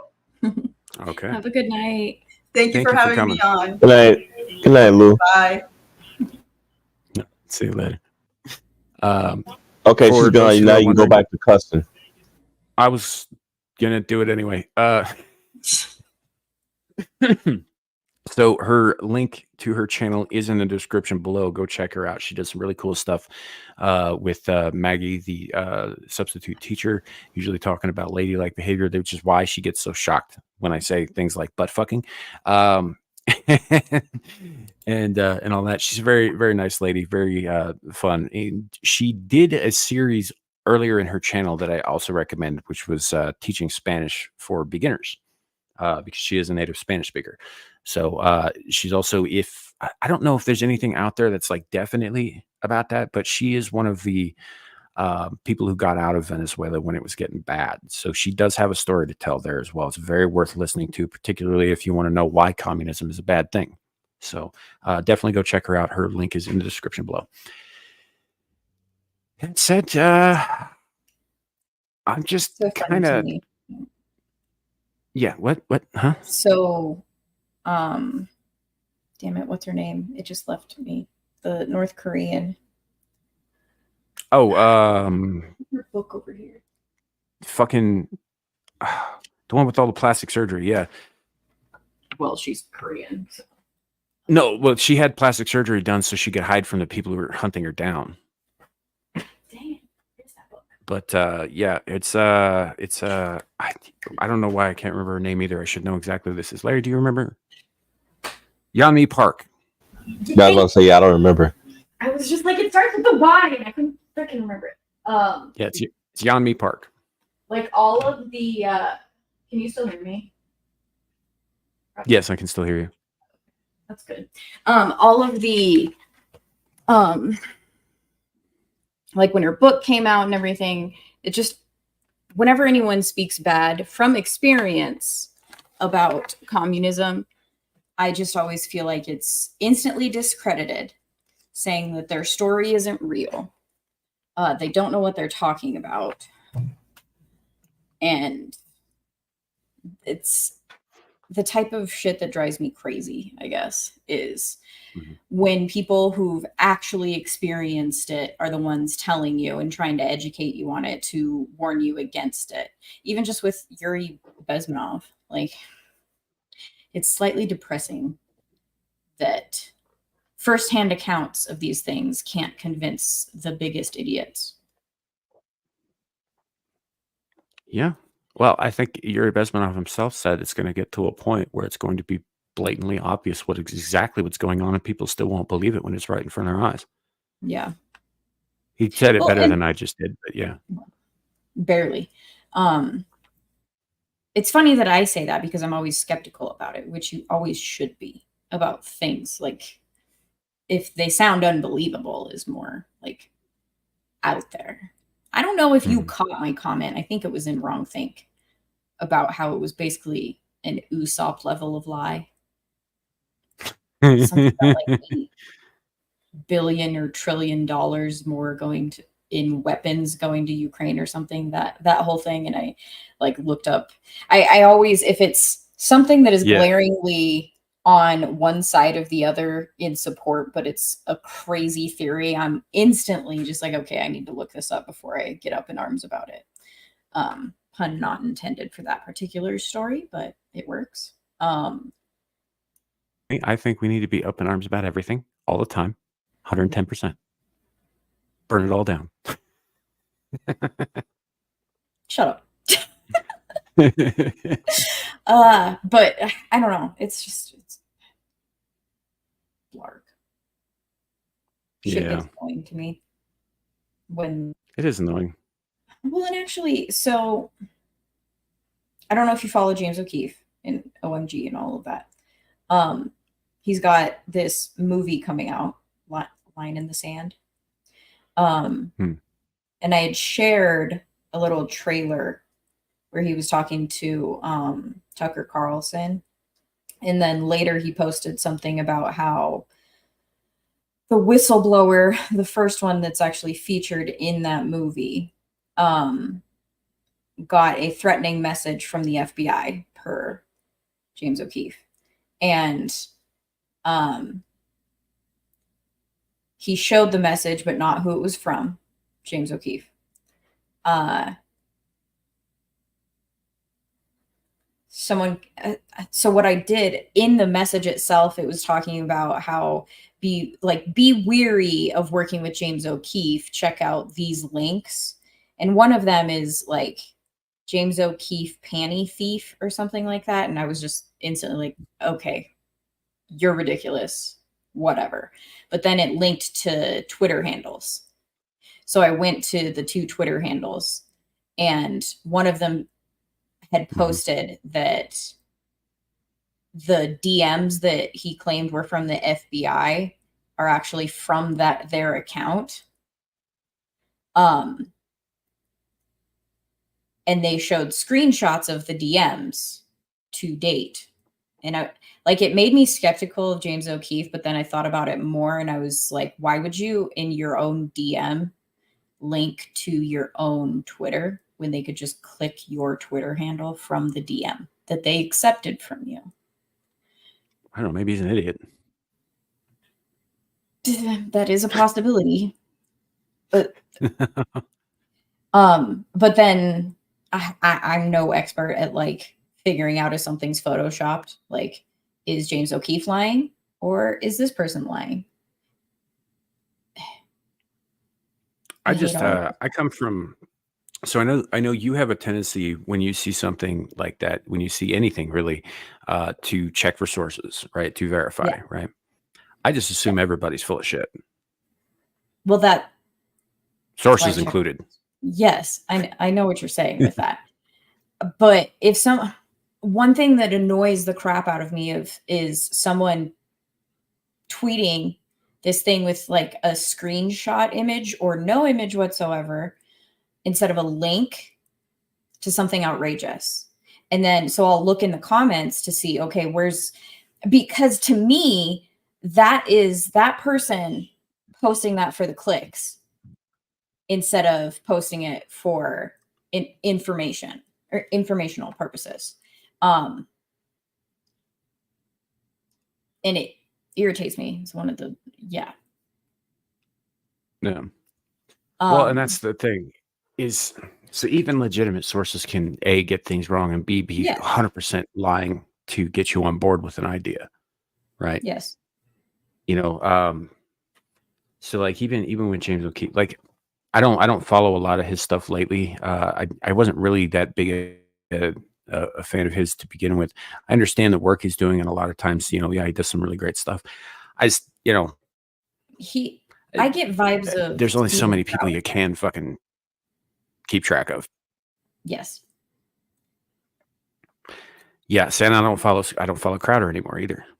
Yeah, same. So I follow James for the work. And some of that has to do with personality shit. Yes. Sure. Sure. And some of that has to do with that. But some of it has to do with the fact that I don't have time to follow everybody in the world. Right. He just kind of falls through the cracks a little bit. Am I coming through delayed a little bit? Because I feel like I've just talked over you a bunch when I didn't mean to. No worries. Yes, you are. And I knew you weren't talking over me. I knew that there was a delay because it's you. Okay. Yeah, that's annoying. So it's kind of why I quieted it down and would put information out there. It's like playing what's that? Jump rope. Yeah. Figuring out hopscotch, jump rope. Well, no, it's just double dutch. That's what I was thinking. When you're double dutch, trying to jump in. I used to be fucking good at double dutch when I was a kid. I loved double dutch. So much fun. Aw. It's kind of gay. So, yeah, well, I was a kid, first of all. Fuck you. All kids play double dutch where I come from. And, so Eddie, yeah, he posts all his sources on his website. Yes, that's true. So when I compared James O'Keefe to Crowder, it wasn't for sources type of thing. It was actually for personality not meshing. I appreciate Crowder for what he does, but I also don't necessarily like him. I mean, I look at it this way. I appreciate the massive contributions to not only radio, but like news and information technologies that Rush Limbaugh made, right? Yeah.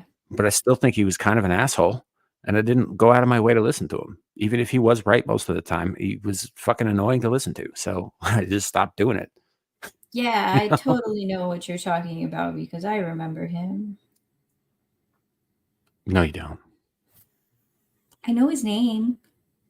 I don't even know if my parents like listened to his show. I'm sure they did. Oh man. Yeah. I bet you if I heard him, I would recognize.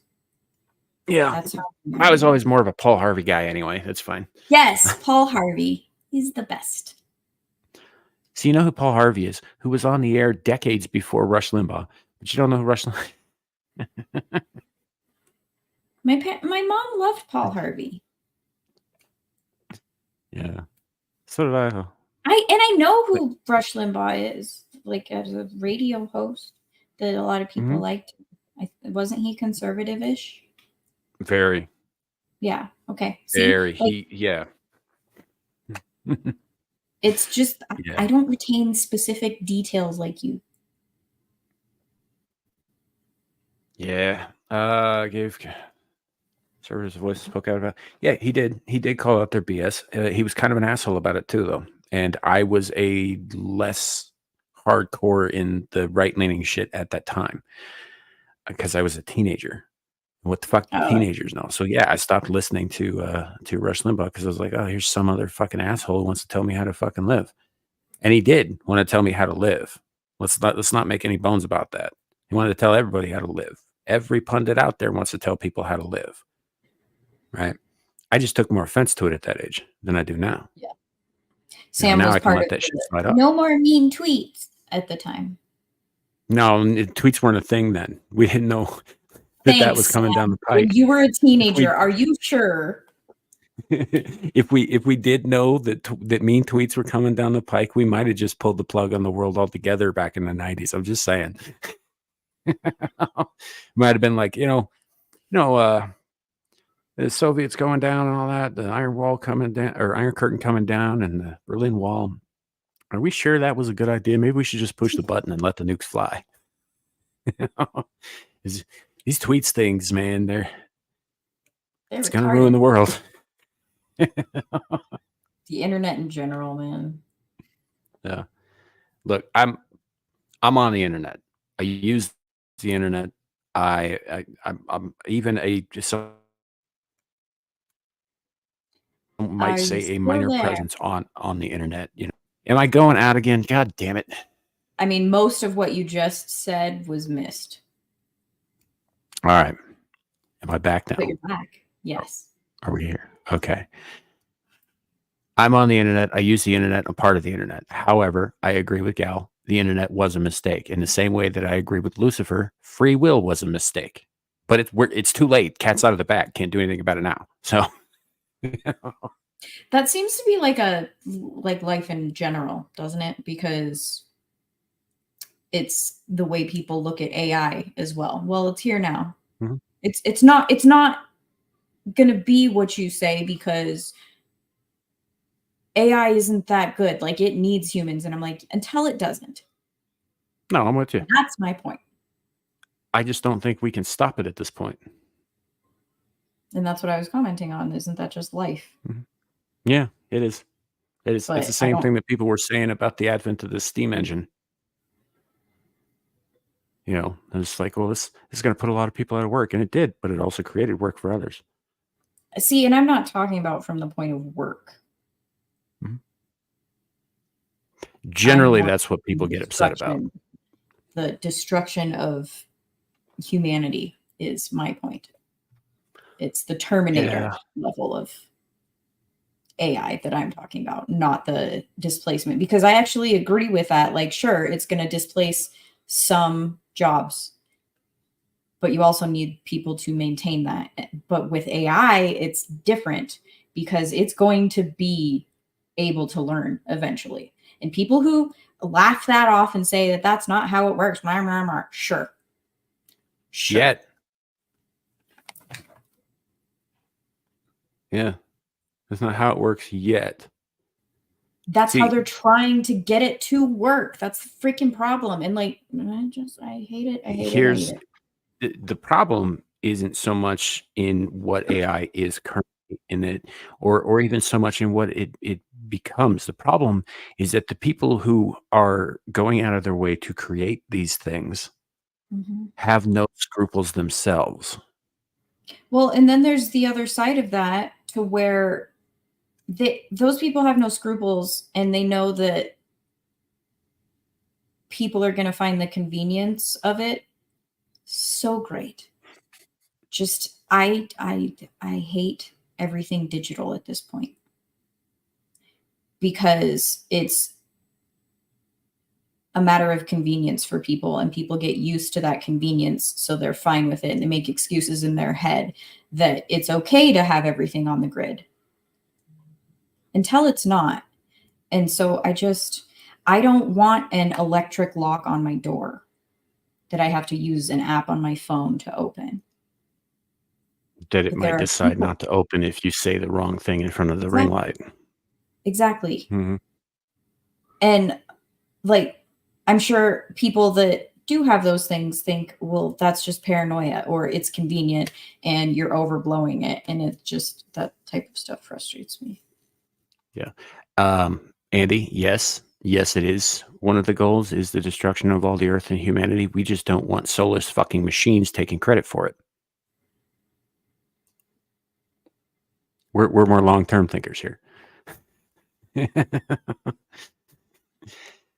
What, we can't enjoy some snacks on the way down? That's all? Yeah. Anyway. No, I don't know that. So I asked an AI the other day what the odds are of it becoming Skynet. It was real ambiguous with the answers. It's so funny. I'm sure I've said it before on here and other channels. I've been calling Google Skynet since my teens, like the early aughts, because it is, and that's what it's working towards. And Microsoft is no better. Apple is definitely no better. They're all Skynet. Yeah, that is. Let me see if I can find it. I might have saved that thread somewhere. And see, I'm not read up enough on it. Oh, sorry. Go ahead. I didn't mean to talk over you. No, it's fine. I'm just self-deprecating right now. Like I worry about these things, but I can't speak intelligently on it. So I don't think I saved that thread. Damn it! Because that in that same thread, I also asked Grok if it feared death. It was a whole I had a psychological and like philosophical conversation with the fucking machine the other day. So it's one of those things. But yeah, none of the answers are conclusive. You can't get conclusive answers from these machines. They won't.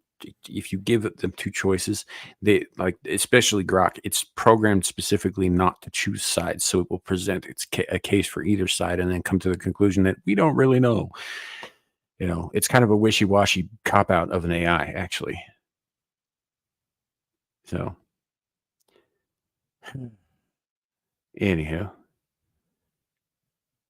on that depressing note. Get out of my head. I was seconds away from saying that. I know, because it's all over your face now.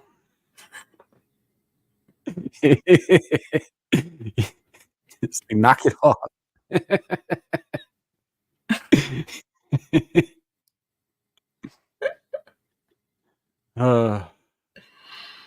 Yeah, I think they fixed that bug, Bush.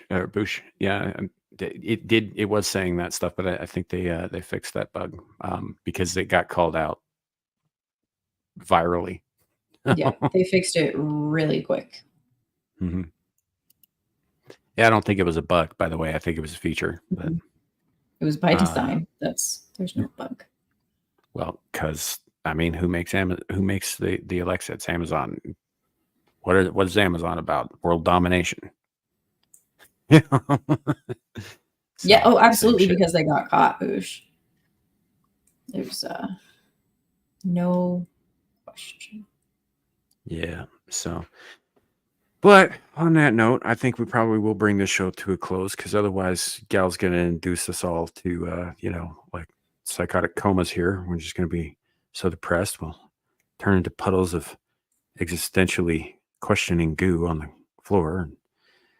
And, won't even need Thorazine. We'll just be kind of like, I'm just fucking with you. I'm just fucking with you. It's like sucking all the air out of the room. But my God. It's usually me. I'm glad it's not me today. Normally it's me. I said a thing last night on Beelzebub that everybody was just like, they were kind of laughing along with just because they needed to fill the silence with something, but they were just like, okay, he's doing that thing again.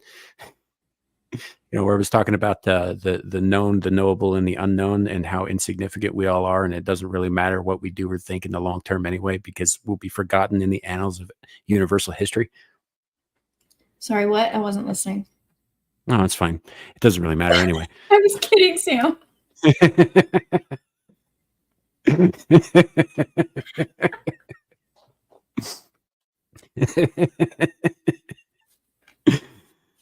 To make the same point as you were mentioning of last night. That's why I said that.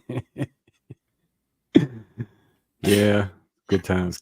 So I do want to thank the two people who were on the panel earlier and left Shadow, who abandoned us for his new friends because he's a disloyal young pup and will be disciplined later, and Lou Castley, who graced us with her presence for it's been some time, actually. I think the last time was on the 100th episode. She was here. I think so. Yeah. Yeah, and all of that. So, but their links are in the description below, along with a dozen other people who come and go on the panel. So check all of them out. Larry, are you still with us? I'm still with you. Okay, I'm just muted because I'm sitting next to a bunch of kids, and unless you want to hear their jibber jabber. Okay. No, I was just wondering if you wanted to plug anything before we head out.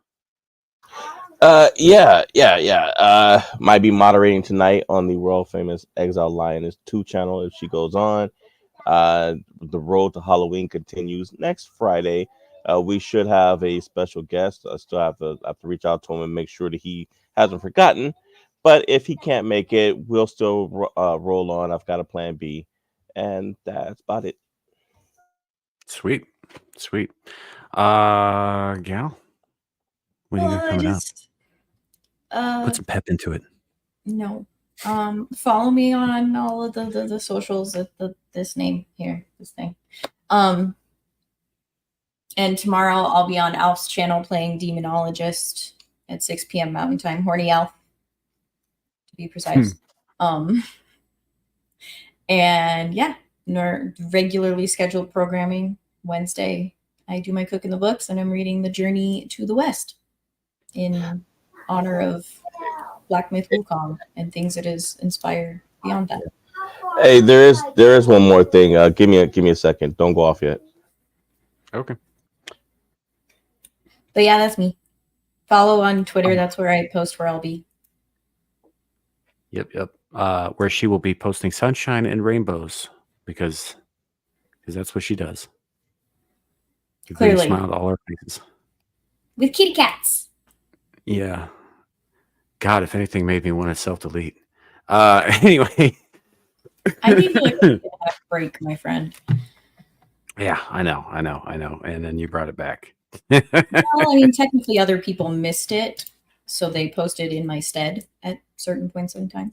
Yeah, that's been the other problem, is that other people, some people I barely interact with at all, have been tagging me with fucking cat memes lately. You know? Yeah, I got tagged by fucking Shadow like 4 times this morning before I even woke up. You know, in different threads, I might add.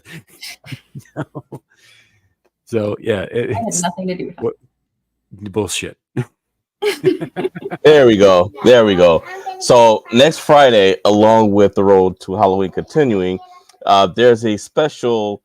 I wouldn't quite say movie because I don't know how long it is, but for those of you who will be around at 10 p.m. Eastern Standard Time, and you can count backwards, there's a special show, a special viewing, so to speak, the premiere of the world anticipated The Fast and the Lioness.